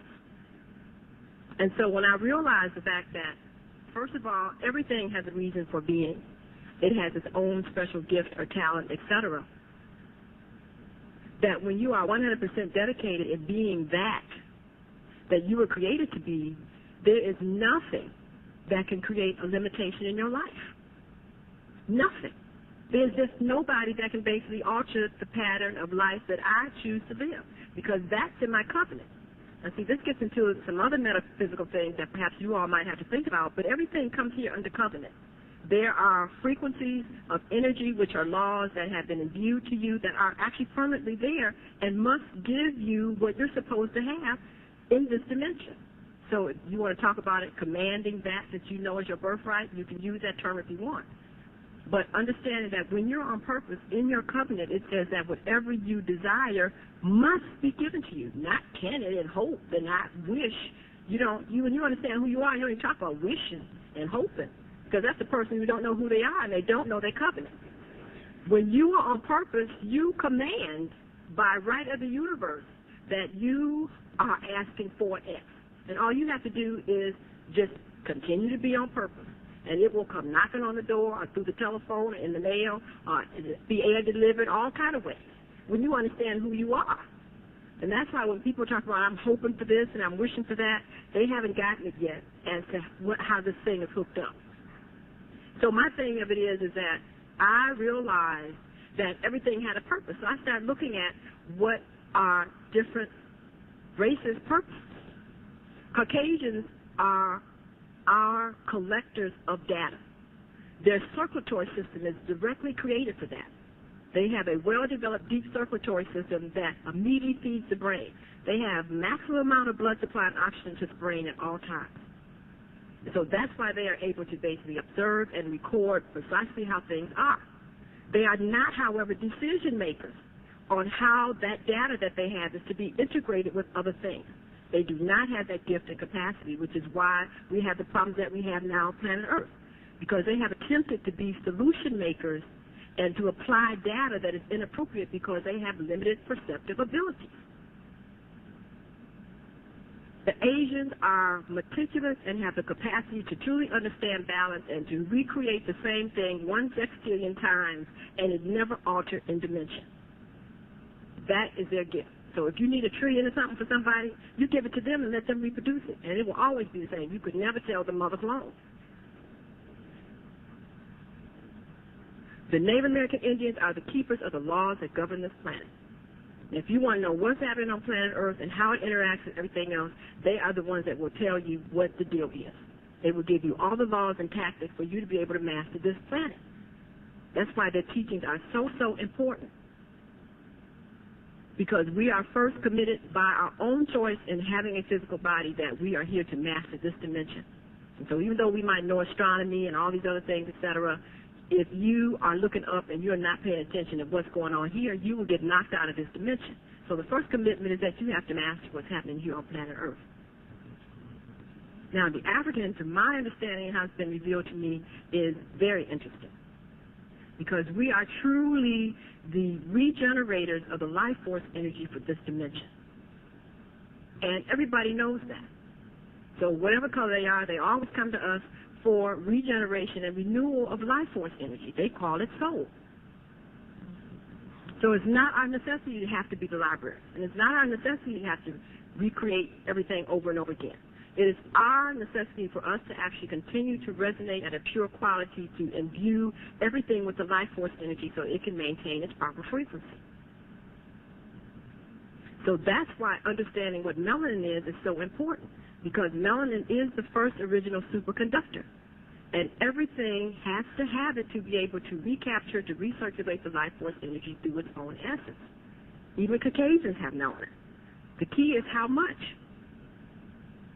And that is one of the limitations that they have to deal with not understanding how all this data applies to everything else. Because melanin is the solidified manifestation of all light in this dimension.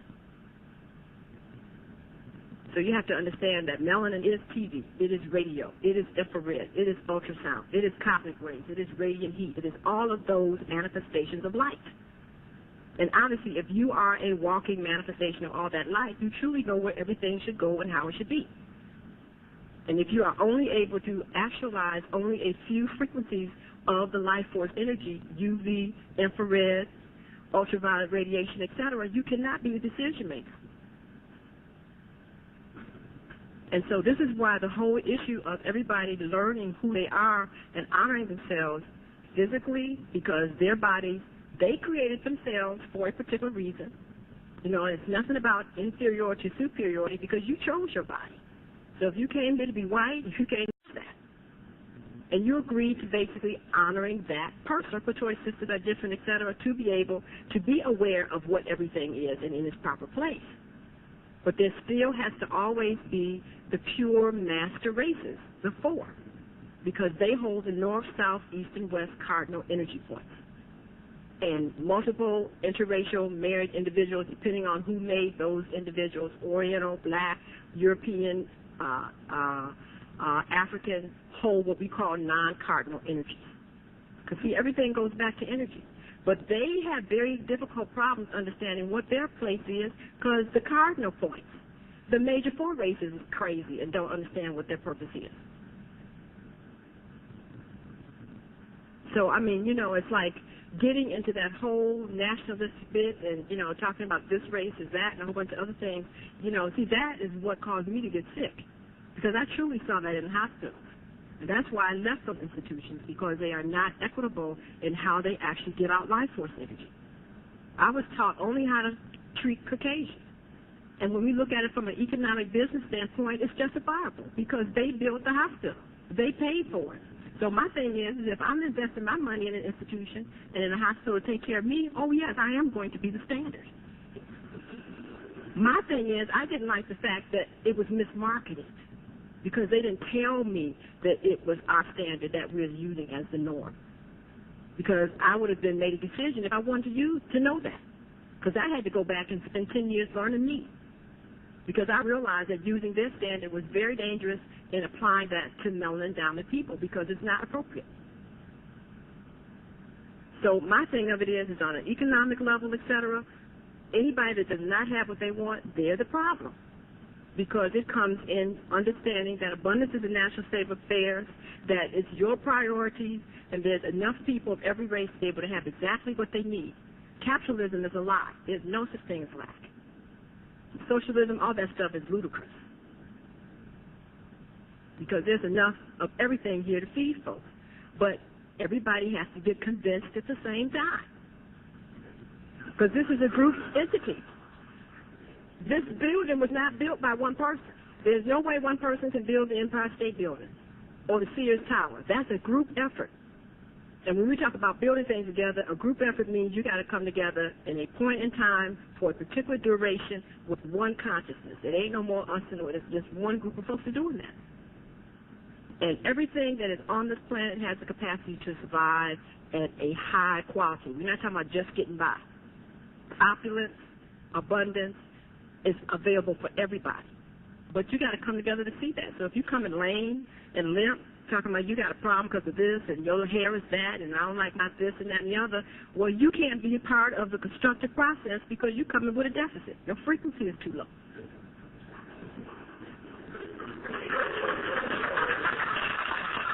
And this is what you have to understand. So, I mean, I don't have time for that. And this is what's happening with 2/3 of the world. Is that they're coming lame. Their frequency is too low. I mean, there's no reason for the people in Somalia to be like they are, except they turn their frequency down. And if you fail those people today, they would be in the same shape next year because of their frequency. So it's about elevating folks' frequency. So if you're going to help, you have to understand at what level you're going to help. Because it ain't just about feeding somebody. It's like, are you going to help them turn up the frequency so they can maintain it themselves? See, that's why all these social programs are actually just a Band-Aid. You know, because if you're not teaching the people the keys to the universe and taking them physically out of discomfort, etc., it's a lie. It's not going to work, and they're going to be dependent on the institution. So, you know, my thing is that if I can see this, I know other people are seeing it. But, see, I don't know what their motive is for not sharing it. You know, and see, whatever it is, they have to deal with this. And that's why I say, you know, America in itself has some very interesting karma that it's going to have to go through. Because, you know, the information that I got came out of European libraries. And so the Europeans are going to have to explain to the universe why they withheld information. Because they knew that. They know all of this stuff. So their thing is that, you know, if they're playing games with the knowledge and the information, they're accountable. But why do I have the information? Because nothing can keep you from getting what you desire. So they don't have there's no keys on their library, and there's no database that they have that I can't pierce and get information. Because if it goes in one person's brain, it goes to the side bank. And if it goes to the side bank, I have it. So I don't have to trespass anything you have. You have no combinations, no locks that can keep me from what I want to know. And that's why we have to understand that. Is that there's nothing that happens on this planet that's not recorded in the Star Bank, which is the universal knowledge memory bank of this earth. Anything I want to know, I can tap into the Star Bank. I don't have to go on your property. You can't hide from me. The key is that we have to understand that when you ask for information, your frequency has changed permanently. And now you have to do something with what you now added to yourself. That's why I don't ask stuff that's not in my purpose. So a lot of people think it's real cute getting a whole bunch of information, et cetera, but now you're held accountable because your frequency is altered. So, I don't ask for that is not within my purpose. My thing is that I just want to stay on purpose and get what I need to be able to do what I have to do, which brings a lot of benefits because that means you ultimately have universal security. See, we have to get really clear on what's happening here. Why did Malcolm X, why did Martin Luther King, why did JFK, why did all of them get killed? They didn't have to be killed. You have to understand, I'm looking from the outside, but see, the key of it is that if you don't believe that doing the right thing allows you to have universal security, then you can't have it. You cannot have it. See, it has nothing to do with what your arsenal is. It has something to do with basically your mindset. And they didn't believe that. They allowed these patterns of thought, this violence and things, to let them think that for doing the right thing, that they were going to have to be punished. And they all decreed that, if you read their writings. And so they got what they believed. That's why they're not here. They decreed that upon themselves. But see, it has a really heavy ramification because you all know what the right thing should be. But because you are also steeped in that frequency of thought, you don't do it. But you still have to deal with the consequences. So it's really interesting here because, yes, there is choice, and no, there isn't. Yeah, check that out. Yes, there is, and no, there isn't. Because if you know better, you have to do better. And if you don't do better, you will deal with the consequences of that. So this is very, very important to understand what's happening on an energetic basis. We don't have time for that. Everybody's got to get in their place. So my thing is that, thank goodness for Caucasians, because, this is information that they've collected and we're expanding on. I'm saying thank goodness for Caucasians and whoever else, because this is information that we've collected and we've expanded on. What we have pulled together here today has come from all races and is being, based on our purpose, imbued with life force because we are the imbuers of the life force energy. We're giving it soul. Okay, do you understand what I'm saying? Right. So, so this is where we are. So if people still want to be stuck in nationalism and whatever else, then they can do that. But, it's time out for that. It's about truth. Okay. Well, you want to go on? Okay. Thank you, Bob. That was beautiful. That was beautiful. As Sister Dr. Jewel was talking about purpose, if you are about your purpose, and if you understand that there is a universal purpose to all of this, and as Dr. Jewel so eloquently stated, there's a purpose for everything. Everything does have a purpose. And one of the questions that we could ask in terms of understanding the past, our journey and our sojourn here, is ask the inner God, what was the purpose of going through that experience? That's not an unvalid question. And for many of our people, that's a place where many of our people are stuck. Many of our people are angry, all right, which is an energy, all right? So ask God. The answer I got was, they're fire for us, purification. Okay, and it's those ancient souls that have the tougher roles to play. Everything has a purpose, and I would say to my sister, as our beloved doctor so beautifully said, and I think you received it in the spirit that she gave it, that we have to be about going on, and the purpose of life is constantly seeking to know itself, to expand itself, evolution. The one absolute truth is the law of constant change. And change means what? Come on, brother. Say it. Growing. Growth as it relates to the human being. The manifestation. All right? Okay, just one thing that came up that's very interesting, Oh, life is so wonderful, Dan. I truly am a little warrior, and it's been very interesting how I've had to learn how to modulate that through the feminine energies. Yeah. But that doesn't mean that I cannot, that I have to forfeit why I'm here as a warrior, and I still have to be always on task. And one of the things that is very important and paramount now is that we understand that when we come together in groups, that we come together under agreement. That's actually what etiquette is and culture, okay? It has been made known that there's only taping to be done by the individuals who our hosts and hostesses have hired to tape us. And we find that there are individuals here who are going to disrespect our host and hostess and have been persistent in wanting to personally tape us. That they cannot do. Okay. Yes. No, you should read it for them so they can have it. Again, this is from the manual that you will be I think getting. you should do this one. Everything has purpose. You just read it. Okay. I'm going to read what you will be getting before the workshop is over. From the manual on this relationship before Sexship workshop. There is nothing in the universe that can be created without purpose. Based upon purpose, one's frequency of light and awareness is bestowed upon the individual or object so that it innately fulfills its purpose with minimal resistance and maximum reward and enjoyment. When any form of matter chooses not to actualize its reason for being, the resistance one incurs is directly proportional to the resistance produced by the unwillingness to be and do as one's molecules are aware that they should.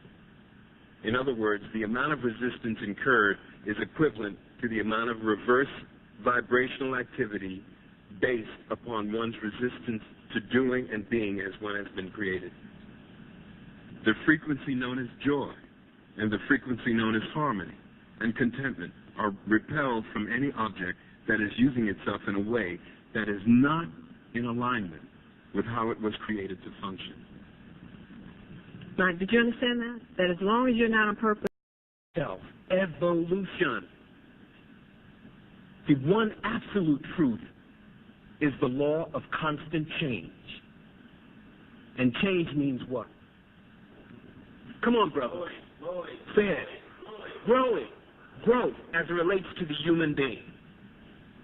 The manifestation. All right? okay, just one thing that came up that's very interesting, Oh, life is so wonderful, Dan. I truly am a little warrior, and it's been very interesting how I've had to learn how to modulate that through the feminine energies. Yeah. But that doesn't mean that I cannot, that I have to forfeit why I'm here as a warrior, and I still have to be always on task. And one of the things that is very important and paramount now is that we understand that when we come together in groups, that we come together under agreement. That's actually what etiquette is and culture, okay? It has been made known that there's only taping to be done by the individuals who our hosts and hostesses have hired to tape us. And we find that there are individuals here who are going to disrespect our host and hostess and have been persistent in wanting to personally tape us. That they cannot do. Okay. Yes. No, you should read it for them so they can have it. Again, this is from the manual that you will I be think you should do this one. Everything has purpose. You just read it. Okay. I'm going to read what you will be getting before the workshop is over. From the manual on this relationship before Sexship workshop. There is nothing in the universe that can be created without purpose.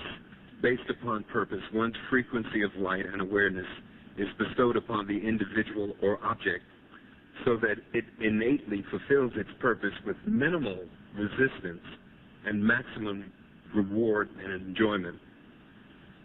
When any form of matter chooses not to actualize its reason for being, the resistance one incurs is directly proportional to the resistance produced by the unwillingness to be and do as one's molecules are aware that they should. In other words, the amount of resistance incurred is equivalent to the amount of reverse vibrational activity based upon one's resistance to doing and being as one has been created.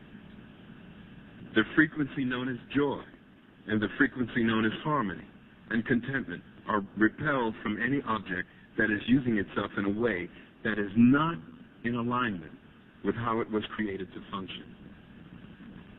Now, did you understand that? That as long as you're not on purpose, joy, peace, and harmony, which is a frequency of energy, cannot be released within your being. So that's heavy. That's only allowed to be released once you have hit the frequency of your purpose. Okay, that's very important to understand. Yeah. Can you raise those three energies back up again, because I felt the drop? Can I raise those? Can we raise our energies of joy, peace, and love back up again? Mm-hmm. Yes. They will. Okay. Cause and effect. Cause and effect. Okay. The part of us that is connected to infinite intelligence creates the events in our lives. There's no such thing as an accident, a coincidence, or a random event. Nothing that happens is the fault of anyone outside of ourselves. Now, I want you to mark that down because we're going to have to deal with that later. But this is very important for you to get it. Okay? What you have is what you wanted. Okay, and that deals with a lot of issues, but we're going to have to look at this. I know that to many of us, this appears to be very heavy and a rigid law because our society has allowed so many of us to take a victim's perception in relationship to the experiences that many of us have created. However, mastery of an experience only comes through willingness to see that it is through our own electromagnetic energies that we have magnetized an experience to us, which will allow us to experience our own divinity. Now, you have to understand that whatever these experiences are, they also are experiences to allow us to actualize more of our divine state. The universe is a mutual support system and does not allow an individual to magnetize an experience that the person lacks the capacity to master. Therefore, if we are in the experience, then the tools necessary and the awareness necessary to master it are innately already present. We must be aware that whatever our circumstances, we are equal to the challenge. We need to be aware that we are not facing the challenge alone. We are all in this together at the deepest levels of awareness. We are all connected, and we are all here to support one another. Comfort in our bodies. Period. Okay. Now, let me just give some additional information on that. You know, having been a surgeon and having been in the hospital and seeing many, many interesting things, there was a lot of questions that I had. That's one of the reasons why I left my traditional practice, because I had way too many questions and too few answers.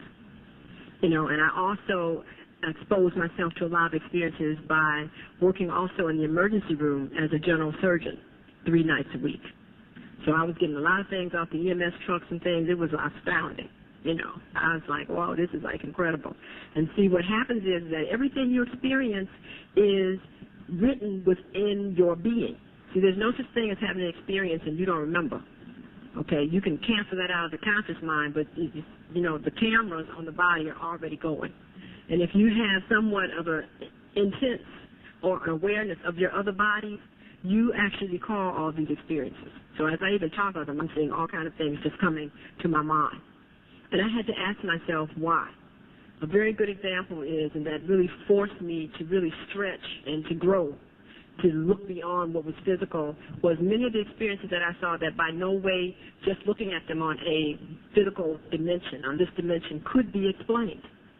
I had a gentleman that came in, really handsome man, I think he must have been about maybe 30 years old, and he was on his Harley Davidson, he and his wife, and something happened, and he was sideswiped by a car, and it tore the back of his heel off. So when they picked him up off the bike and brought him into the hospital, you could just lift up his whole heel. So like, that's real interesting, So, of course, it was bleeding very bad because the tendons torn or whatever, but it had dirt and gravel and grit in it because, it was an accident that happened on the street. So I had the honor of admitting him, calling the surgeons who were on call upstairs in the emergency room, letting them know that they had an avulsion here, that they had a case that needed to be cleaned and bandaged, and perhaps calling an orthopedic surgeon.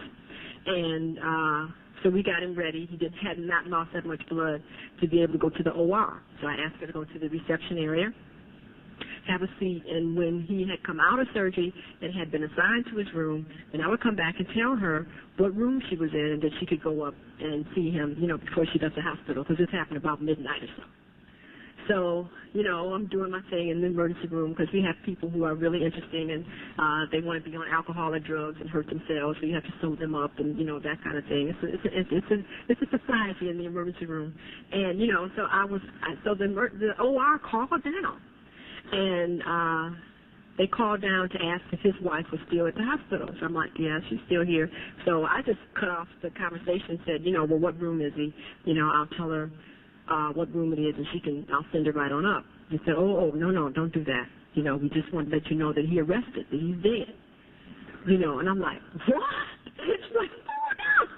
I can't believe that, It's like, and of course, because that then leaves me to have to go out and deliver the information.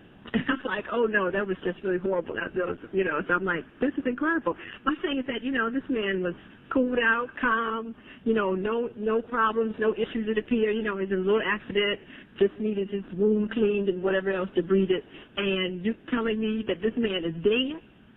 It's like, wow, what is happening? I saw more cases like that. I saw people that came in smashed up. We were like picking parts up. We were like, oh, wow, just taking our time in the emergency room because we just knew that they were dead. We couldn't understand why they had a pulse, and we, would dump in 30 units of blood and take them upstairs. And invariably, these people would be signing out 2 months later at the sign-out desk, and they'd be like, I remember seeing your liver and stomach and, whatever else, et cetera, And it's amazing to see that they're actually signing out. It's like, I don't understand it. How can somebody come in with a little lesion? Was the fact that she had hoped that one day they would be able to actually sit down and eat dinner together. That was the Immaculate Concept that she held for her daughter. Because at this point in time, she couldn't communicate with the daughter because she couldn't hear, the daughter couldn't see, and they actually kept her as an animal in a room. So she was eating off the floor and she was doing all kinds of things. But because the mother's Immaculate Concept, the highest thought that you can have about a situation or an individual, her highest thought was to be able to have her daughter sit down with her and eat dinner at the table. She found whoever she thought and did whatever she could do to help this woman, at that time the child, be able to learn how to be able to have control over herself to that degree where she could do that. But because of her Immaculate Concept of seeing her being able to do something other than how she appeared at the moment, the gift was given. That this woman was able to not only be taken and be able to learn how to eat at a table, but also was able to learn how to communicate with other human beings and lay down the foundation so that anybody else that took on a physical body that was not able to hear with it or see with it could still be able to be educated and to be able to learn how to communicate with those that could. So she set up a whole school system for all those that would come after her so they would not have to be at the level that she was. And so, that is fantastic. And it was only because of the individual's willingness not to give the illusion and anything that is not being willing to see the perfection of a particular state is illusionary vision. Her mother not giving insight into the illusion that was presented before her was able to be the foundation for which that was created. Everybody got that? So when you give into what appears to you, and especially when you don't want that, that's all you're going to get. You're locked into the vibration, you're locked into the experience, and all it can do is continue to reflect and mirror that back to you. When you're willing to see that this is an aberration relative to itself, and to see it as it could be, then because you sent that out into the universe, again, that's what has to come back to you.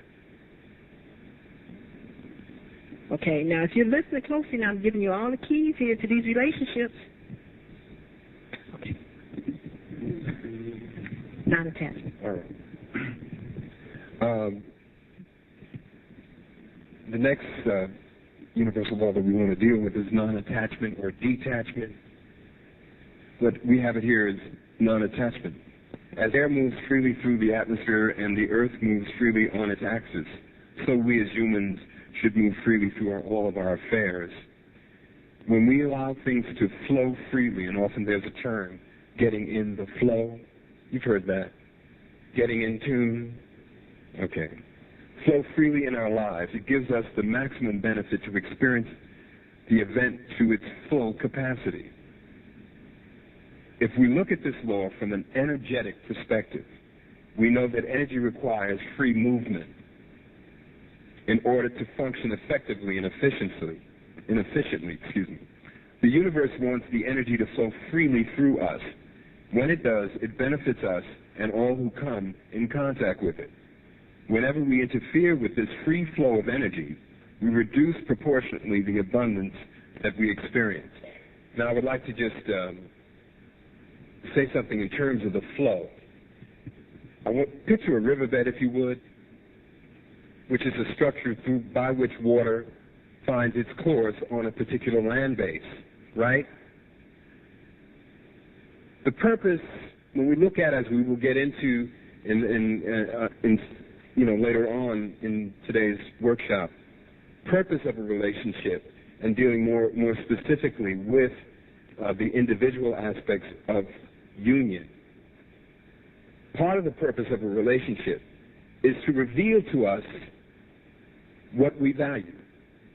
Not what we think we value, but what we value. Because what you have, as Dr. Julie's been saying all morning, what you see in your life is a mirror of what?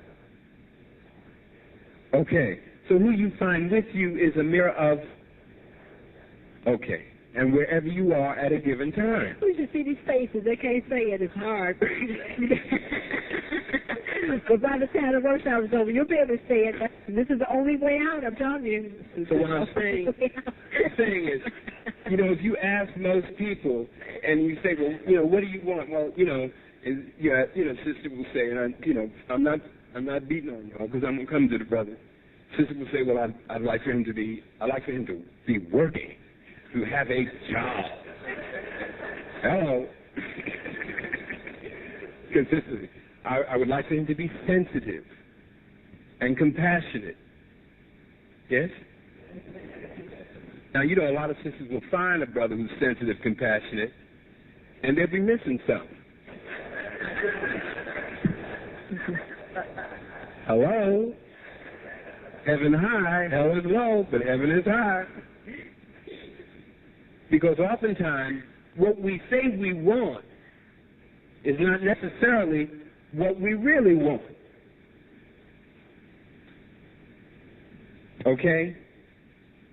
Because when you say sensitive, that's kind of generic. You have to be more specific.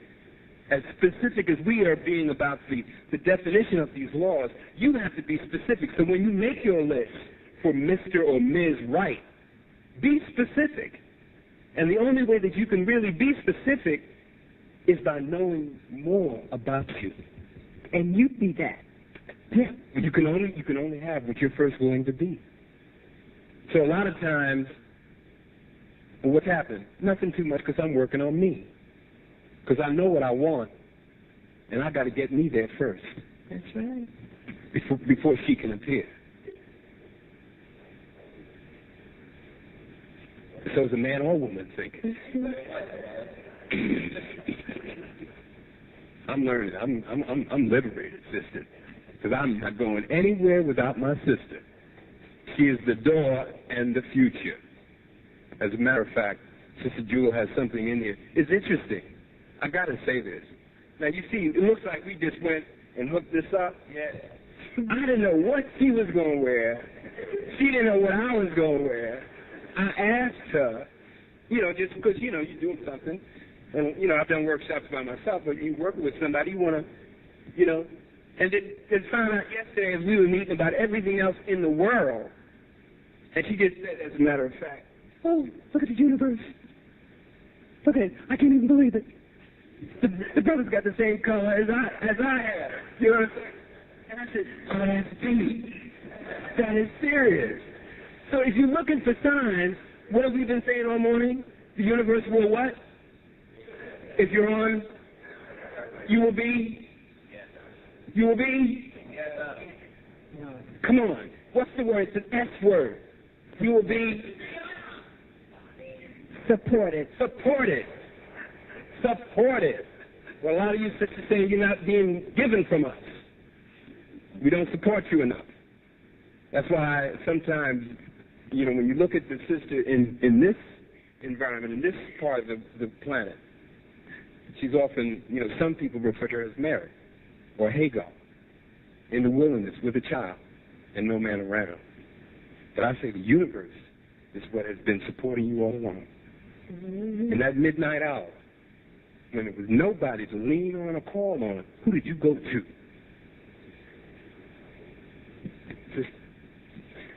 Is this really true? It's people are having barbarisms here. Their stomachs are growling. We want to support the nourishing of the body. The moment it's lunchtime. Okay. All right. So, let me just wrap this non-attachment up. When anything you attach yourself to, be it a feeling about someone, letting go of resentment, not letting go, or re-seeing something that happened to you over and over again, it will eventually cause you a dis-ease, right? Holding on to a negative emotion or feeling will cause you a dis-ease. The universe says, let go and let God. When you think about the law of non-attachment, other definitions are here in the manual for you to read. Just remember, let go and let God. And one more thing. Because, I just really want them to have this global picture, is that you also have to ask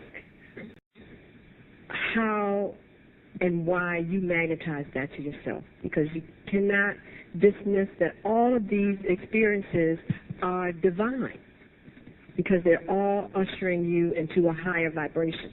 And that's what you have to understand. That's why it's very important that you don't get stuck. And if you get in a situation because you're vibrating at a lower rate and you get stuck there, then you can't ever actualize all the things that are waiting for you, because you attached onto it. You got hooked into that. That's what happens to people when they're depressed.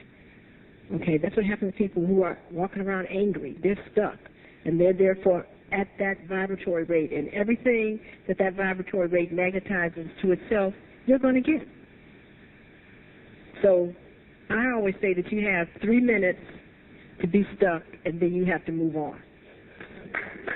Okay. Okay.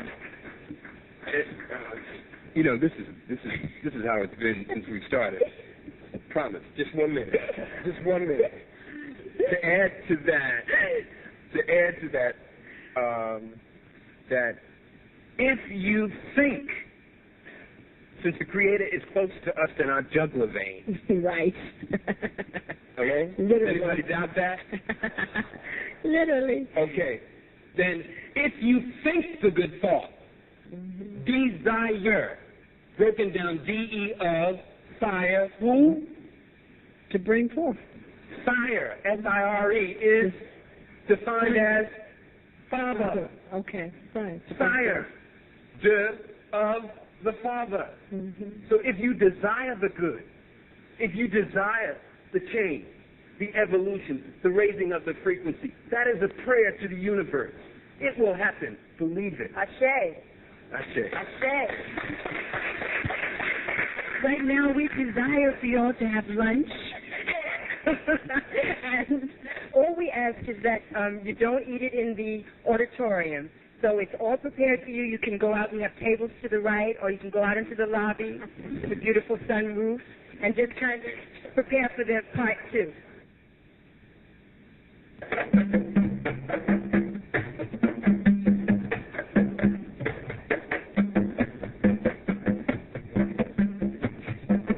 Okay, we're back. Part two of Divine Experience.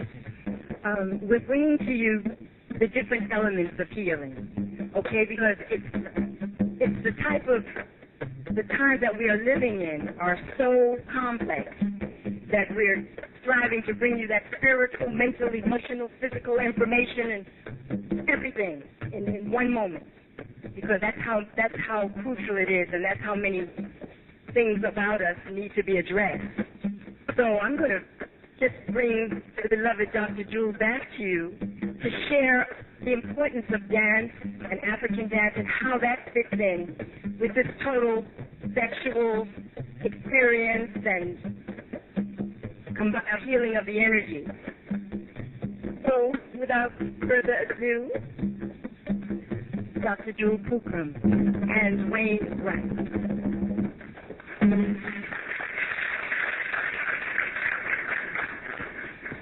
Boy, I hope everyone enjoyed their lunch. It was very nice. So we have an opportunity to do more communing. And again, one of the things I said that was so wonderful about melanin is that melanin captures all frequencies of light, sound, color, radio waves, TV waves, etc. And as you know, depending upon the frequency of the color or the sound, actually produces something known as heat, but also it modulates the life force energy. So I was doing some research with a friend of mine, and there was a question asked as to, it was kind of like a biblical statement, and I can't recall right now what book in the Bible this was. I don't know if it was Matthew's or some book in the Bible, but it was Jesus Christ that was teaching a sermon on the Mount, and he was telling the people about if a person asks you who you are, what to tell them.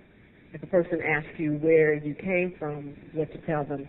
And then he said that if a person asks you what the sign is of your father, tell them that it is a rhythm.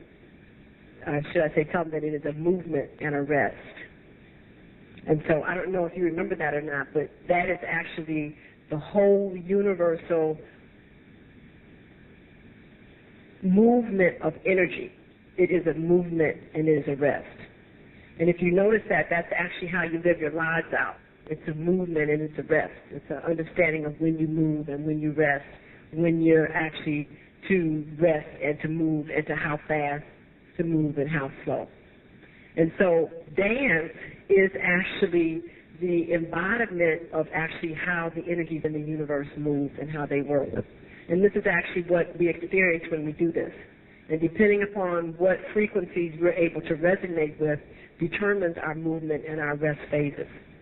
So, again, for us to begin to come into the awareness of who we are, we get a chance to do some moving and some resting. So we have a wonderful group here. And I'm going to let the founder of the dance group share with us one.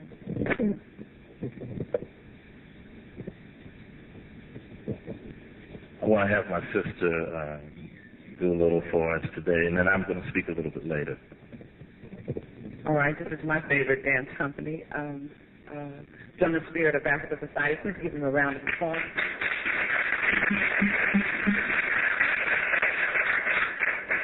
I'm Isako, and I'm with Dye Associates, and we try to keep in line with healing, and this form of dance is folkloric. That means it's very old, 13th century, old Mali Empire dancing. And this dancing was done for us to take care of ourselves. So you're going to get a demonstration today of a couple of the very powerful and very old dances, Babas and Katulaube.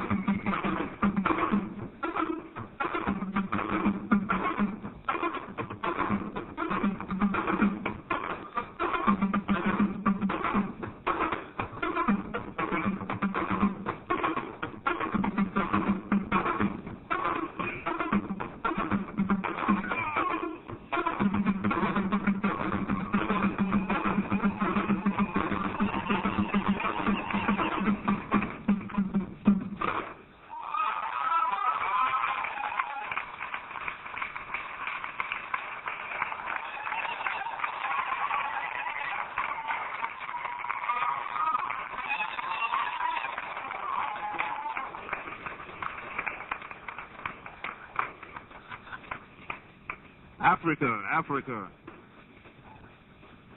That great place of the mystery. But it's not really a mystery, because when our ancestors put that wisdom together. They put it in the sign, the symbol, and the living word and the living dance. And this is what you have in folklore dance. This is instruction for life that is handed down through the ages. It tells us when to plant, when to reap the harvest. It tells us how to relate to one another in front of everyone. It tells us how to relate to one another behind closed doors.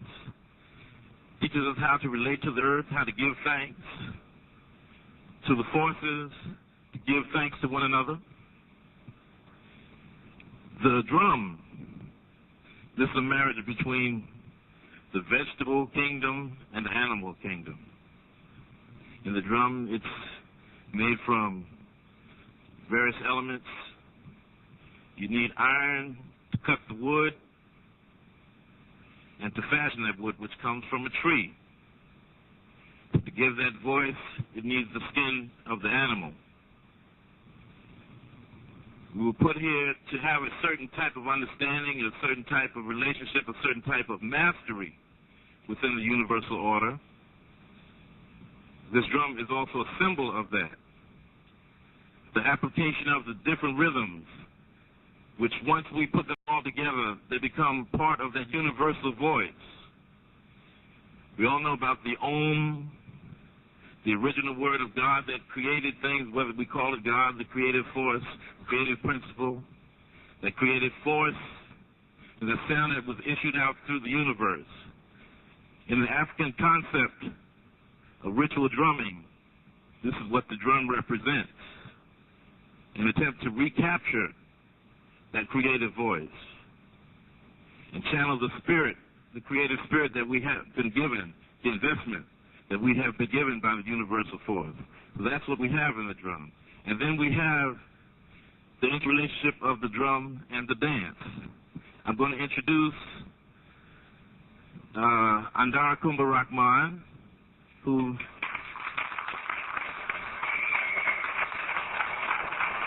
she's the associate director. She's also responsible for training the dancers in our organization. And I'm going to give it over to her and let her speak a little bit. Then I'm going to ask Brother Zukan, this brother over here, who did that magnificent dancing for you. And then after that, I might as well introduce everybody while I'm doing it. And this is Sister Charlene. All right. Brother Claude Latif. And Latia Rahman Jai. Okay, so here's to you, Claude. Peace. Hello, everyone. Hope you enjoyed our performance. But while it was a performance, as Brother Wally spoke, it's also, part aspects of life. And these dances are as much as 500 years old. In doing these dances, we find they strengthen our bodies totally. We're not just strengthening one part and making the other part weak. And you need strong bodies, minds, for everything that you do in life, whether it's doing groceries and you got to lift something heavy, or, whatever you do in your personal life, or, if you get sick, you need to have your body in good condition so that it can withstand whatever illnesses may overcome for when you have to get better, for healing. And this dance does all of that. Some of the dances we'll be seeing today, we only gave you a small view of them. In order to do these dances properly, we need to have strong legs, strong abdominals, strong arms, and it also strengthens the internal organs. The dances that Sister Charlene and I did, the movements, they relate particularly to the women because they're moving a lot of the pelvic region, and they work on strengthening the abdominal flesh on the internal side, and also all the reproductive organs in there, strengthening and healing. Also, does anybody have any questions about that? Okay. Thank you again. Peace and love. Thank you. And as you've been hearing before, that there's that positive and negative, and one don't exist without the other. We complement each other. And as the female was doing that movement that strengthens the womb so that we can have stronger children, strong nation. The men also do that to complement themselves, complement the women with that. In order to have a strong nation, we must have both men and women coming together and strengthening themselves. And so, for diet, food, they are major partners too. And as the drum, this drum in the old ancient Mali Empire is Lamba Garun. And Lamba Garun is the name of one of the kings. And he saw the women outside cooking and preparing his meal and everything. And the drum, without skin, bottomless clothes. And what you have is a molten vessel. And he ordered his wives, his many wives, to put the medicine, the herbs, the millet, the couscous, and they all pounded inside it. And so he ordered them to cover it so that it preserved it, the spirit and the medicine in it. So we get that medicine. That we give that medicine to all of us, and to all these. So out of that becomes the strength. Agricultural people, the fishermen, wood carvers, we all get our medicine out of there. And so it's a whole family. The Gurung Lamba, the Bun Bun, and we have also another one that's not there, the lead, called Ender Saba. And it speaks the language of initiate, and they all do their company. And so we dance and so that we get that strength and that spirit and that energy from there, so that we have a strong community. Okay, now, how many people here would like to just try to learn a little bit and move to the rhythm of these drums? How many people? Yeah, all right. But you know,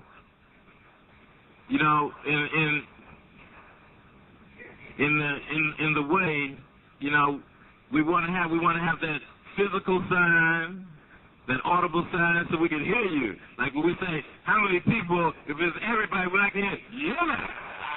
All right. Okay, so we're gonna do some basic movements. Brother Zukan is gonna do something for the brothers. And Sister Pumbaa and Sister Charlene are going to do some. So it's going to be kind of follow the leader. So let's see how we can work the space out here.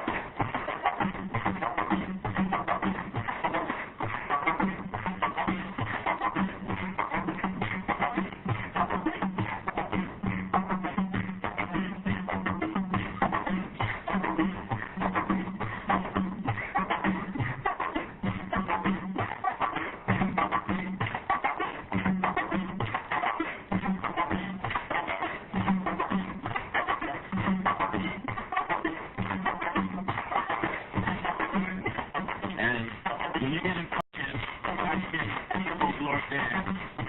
It's very therapeutic. It has some of the same healing elements that yoga has, but it also has something else that yoga doesn't have. Because when your body moves at a certain rate of speed, a certain pace, it stimulates your glands in a different type of way. And that's what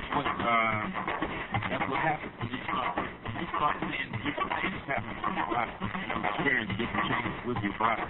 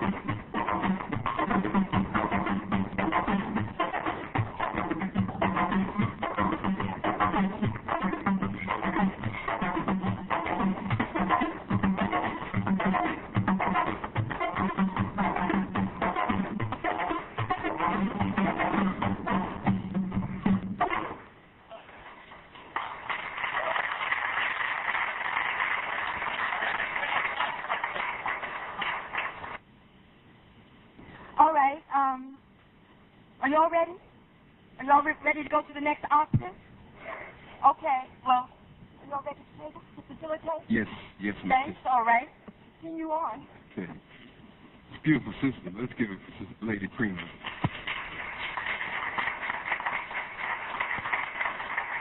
She's certainly true to the Venus energy, my Taurus system. We would like to open it now for some Q&A. You did get the once and future manual that finally did arrive, and many of the things that we've been going over in the first half of the workshop are in there. We're going to go over some more things. But right now, since you've been up and moving, possibly some things have been hopefully stimulated, that there might be some questions that we can answer. At this time, we want to open the floor to that. Yes, sir, my brother. Yeah, I want to direct a question to Dr. Pookrum. Mm-hmm. Dr. Pookrum, you were saying that you had cancer, and I had read somewhere that they said cancer on the mental level represents, resentments, hurts, hopelessness, and things to that effect. And I was wondering if you could expand upon, some of the causes, mentally, for your cancer, if it's not that personal. And one other thing, I know you were talking about the mental astrology. What are you two's signs? I made it. Both of y'all are Pisces? Wow. Okay.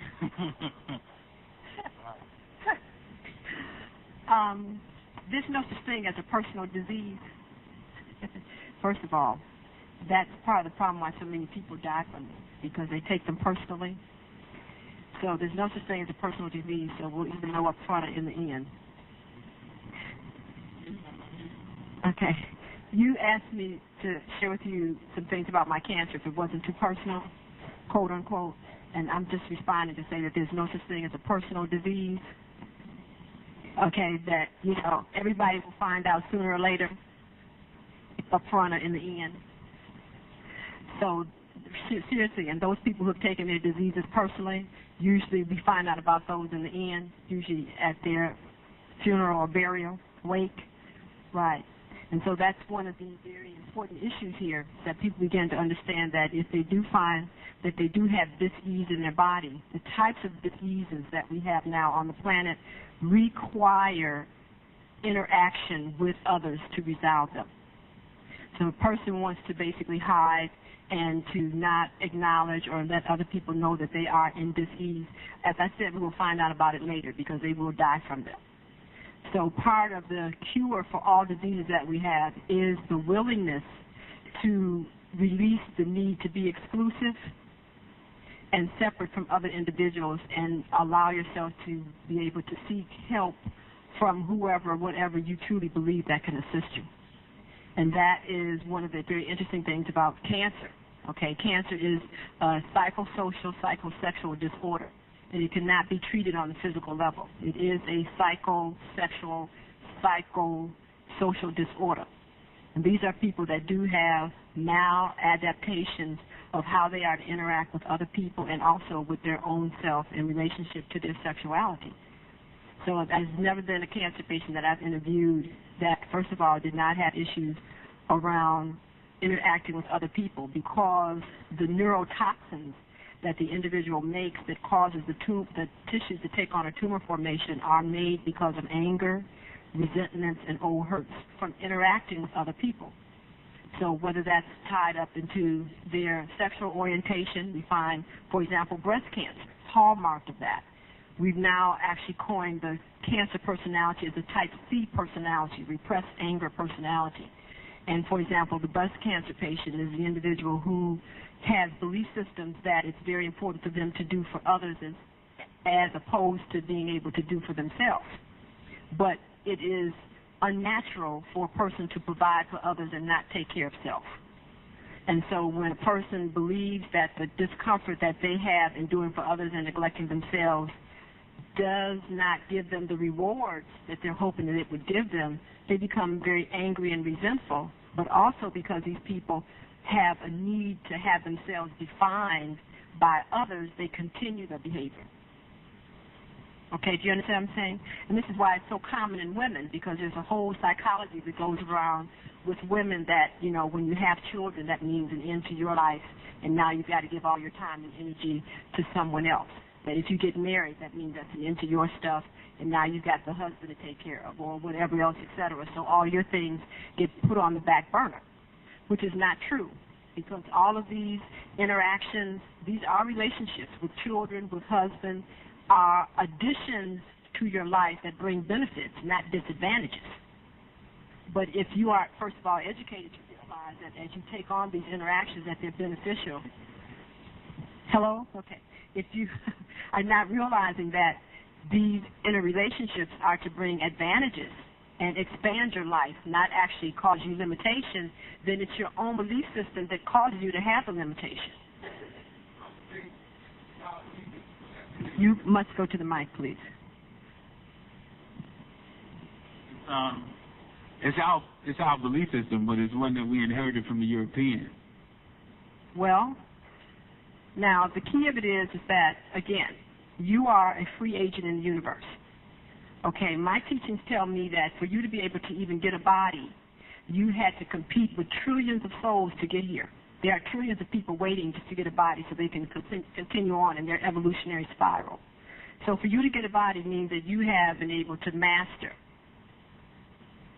being able to compete and master the capacity to have merit as to why you are here, which automatically makes you a god or goddess. Because the universe says that nothing is allowed to come to this dimension that is not already equipped to be able to master it. So anytime you give up your power to anybody, I don't care whether it's your mother, father, someone else of a different race, an insect, which many people do, rodents, you know, whatever it might be, you automatically have missed the relationship, and whatever they are now reflecting in your environment, you have to go under their rule. So I say that if you have that belief system, it's because you chose it. That's what I discovered when I decided I was going to heal myself of cancer. When I allowed myself to take on other people's belief systems, regardless of where they came from, that were causing me discomfort, in my willingness to love myself enough to have the kind of life that I wanted, I basically gave them back to them, and I let them wear them.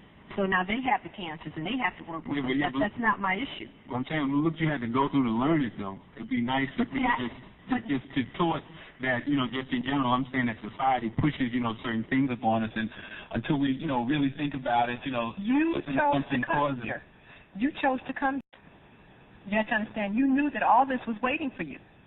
So you chose to come here, and you chose to bring your special gift and talent to basically release the planet of what was left here. Yes, there is dirt and scum and lower vibrations here, but we do not have to allow that to have adverse effect upon us. Okay, and that's the reason why I'm here, to basically teach this. So we don't have to die, we don't have to age, we don't have to have diseases, we don't have to be in poverty. None of these things have to exist, but they cannot be removed from your life until you give up the need to believe that they must exist in your life. That's true. Do you understand what I'm saying? So yeah. It's not, so whatever someone else is doing, you do not have to take that upon yourself. Yeah, but I'm just saying, sometimes you don't, it's like a lot of times you don't realize it until you step back and, you question it. No, the only thing is that you don't ask for truth. When you don't ask for truth, then you take on and will amplify whatever's in your environment. And that was the only difference that allowed me to heal myself of cancer versus all the millions that don't. But but a lot of times you gotta, you really gotta seek the truth, because it's not, No, all you have to do is ask. All you have to do is ask. See, brother, that we've been given all the equipment. We're going to go into a thing called rules of being human. Mm-hmm. I think what Dr. Jewel is trying to say to you, beloved, is that you have all the equipment that you need. Right. Mm-hmm. But what we constantly are trying to do is to go into automatic. Mm-hmm. You know what I'm saying? It should be right there. Why should I have to struggle for this? If this is my birthright, if this is my heritage, why do I have to look for it? But as Dr. Jewel said, you picked this time. And you came with your own lessons to learn because you didn't want to deal with it before. That's what the whole issue is. It's like if you failed first grade and you don't know your ABCs, it's ridiculous to take you to college. Mm-hmm. So it's not until you surrender and wanting to know and learn your ABCs can we promote you on. And that is what happens when we're resistant to wanting to see what the experience offers us as mastery. Yeah. But that's still a mindset, though. Of course. I got it. Yay, that's it. It is a mindset. That's right. And I understand it's a mindset. I'm just saying in this society it's deceitful. And they don't necessarily, like what you're talking about, you can't just get this, this information just anywhere. You have to go on the path and search it. I mean, I've heard a lot of it, but I'm just saying that there's two realities. I'm saying like there's the illusion and there's the truth. And most of the time what's put up is the illusion. You see what I'm saying? And the truth is over here. It's always taking something and just misleading the masses of people, until you're willing, to really get in tune to, what the truth is. That's what I'm saying. Keyword, will.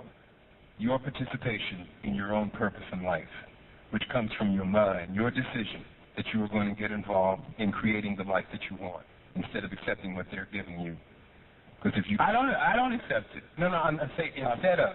Obviously, you're here. Right. So there's some will involved in you being here. No, I don't accept it. I don't accept it. I'm just making a point. All right. I agree with what you're saying, but I don't accept it anyway. Okay. So just don't even make it a reality. I would even suggest don't even make it a reality. Oh, yeah. No one did anything to you. Everybody's on their purpose.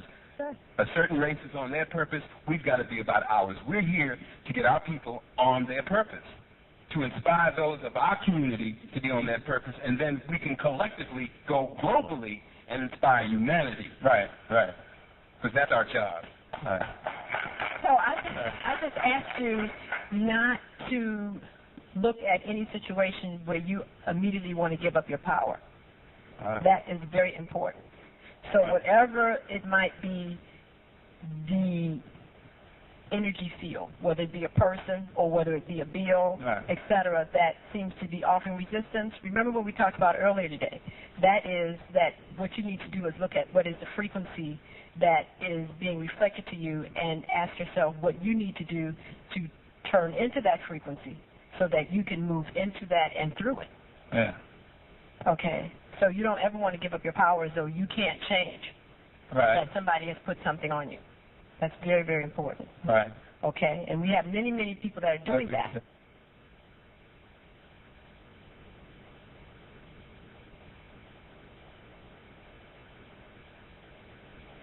out of what belief system is your teaching coming from? Universal truth. Okay. You find it in most religions. It's just the universal truth. You find it in most religions. You find it in those people who are interested in taking control over themselves. They have all kinds of names that they want to put on it, but there is a truth of the universe. It's not coined in anything. I beg your pardon?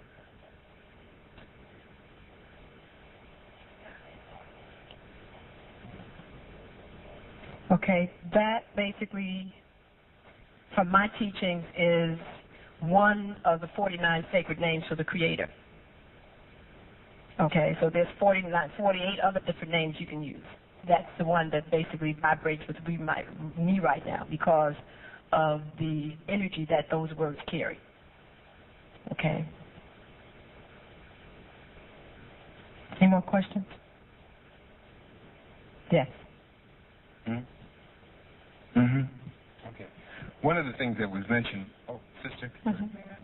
I know that a lot of times we often get stuck in words in our understanding of how things.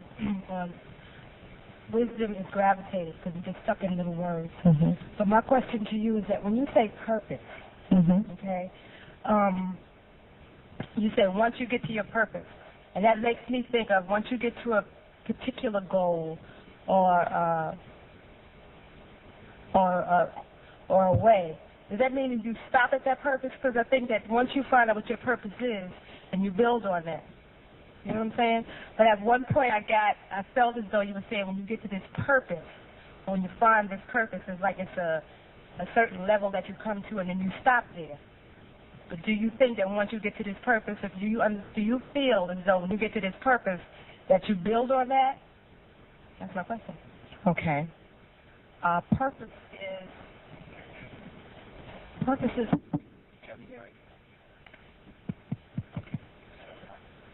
no. You got to speak directly into it. Purpose. Okay. I'm having problems with that. Okay. Yeah, purpose is a frequency of energy, and it's your natural frequency of being in this space and time. So whether you're a healer or whether you're an artist, whether you're a singer, a dancer, whether you're a welder, etc., it is the activity that you do all of the time that causes you no resistance, brings you joy, happiness, and peace. And the more that you do that, etc., and become more agile at doing that, depending upon your willingness to support the universe, other frequencies can be released within you for you to also move on to do certain things. Some people just do what they are created to do and nothing more than that. Others start out at one frequency and then actually become fine-tuned to another. Okay, and I'm a good example of that. Okay, I started out as a surgeon and now we're actually working as a metaphysician.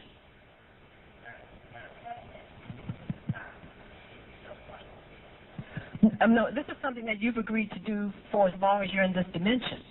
But your willingness to serve the universe will determine whether that actually has a larger range of activity for you. And I'll say this very clearly, that after I healed myself of cancer, the only reason why I told you that I was interested in living was to restore my body to the state that it was when it was given to me. And in my willingness to heal myself, there were other revelations that were given to me that my only reason for being here was to continue to share with others the information that had been given to me as to how one could spontaneously heal themselves.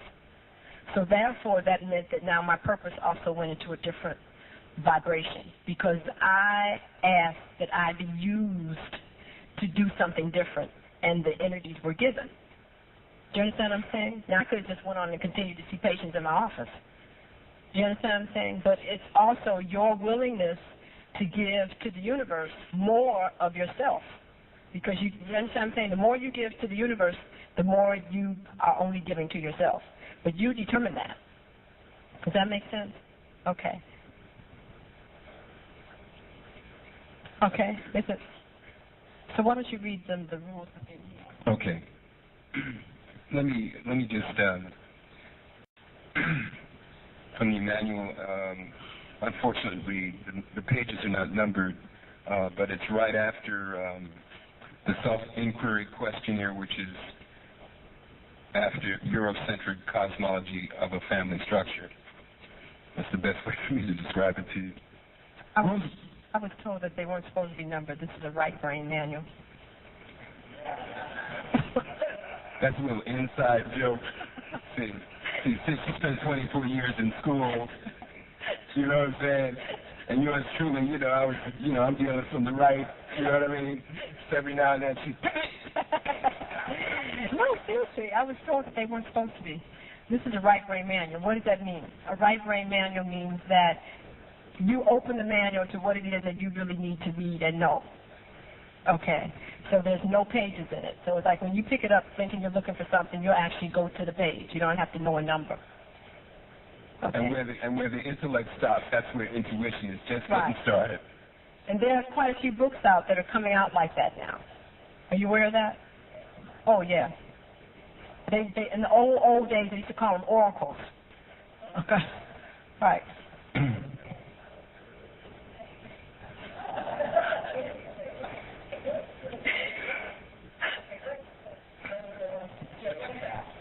All right, rules for being human, which comes after the self-inquiry questionnaire. It's towards the back.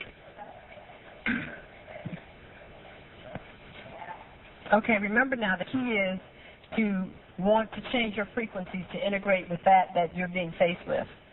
Okay, so that means you got to control the thoughts so you don't raise resistance. Good.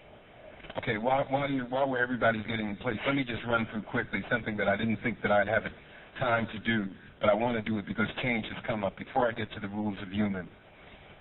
Dr. Jewel, in explaining her experience with healing herself from cancer, when she recognized that she had a disease which was a manifestation of her consciousness and life reality at that particular time, there are 7 steps to change. And when she realized what her options were in the medical profession, and she saw the track record of those that she had served, she then had a decision to make to seek an alternative, which she sought. What our current status, belief system, attitudes are collectively, in terms of what we believe, is called your form. Form. That's where you are now. Then in the process of change, and it's important that I felt it was important that we understand this, so that when we're out there on our own and we feel some things going on and we may not have someone immediately to turn to, even though there are going to be some support, weekly support sessions that will be set up. Sister Dia has a support session. Yours truly will have one where you can come weekly. Know this, because you and the Creator can get it done by yourself. Form. So when you form, your belief system at that particular time is challenged by some event, some person, some experience that comes in and just upsets everything, and everybody's been there, right? Just upsets everything that you previously believed about the relationship, about yourself, about life. Now, after that challenge comes, the third stage, and I'm being very quick with this, but, you'll understand it, is the resistance. What do? No, that can't be true. No, I got to hold on. We got to,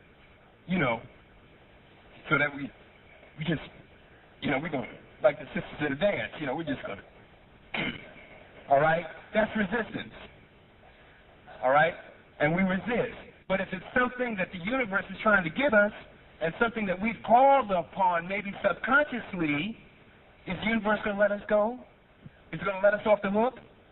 So resist we will. We can make ourselves sick until we get sick of being sick. And then we say, well, maybe I need to let this go and consider that this may not be so bad. Which leads to the 4th stage, which is awakening, which is kind of nice. Oh, wow. New vistas. New possibilities. Wow. And then there's a thirst and a desire for that new idea. All right? And after the awakening stage, which is still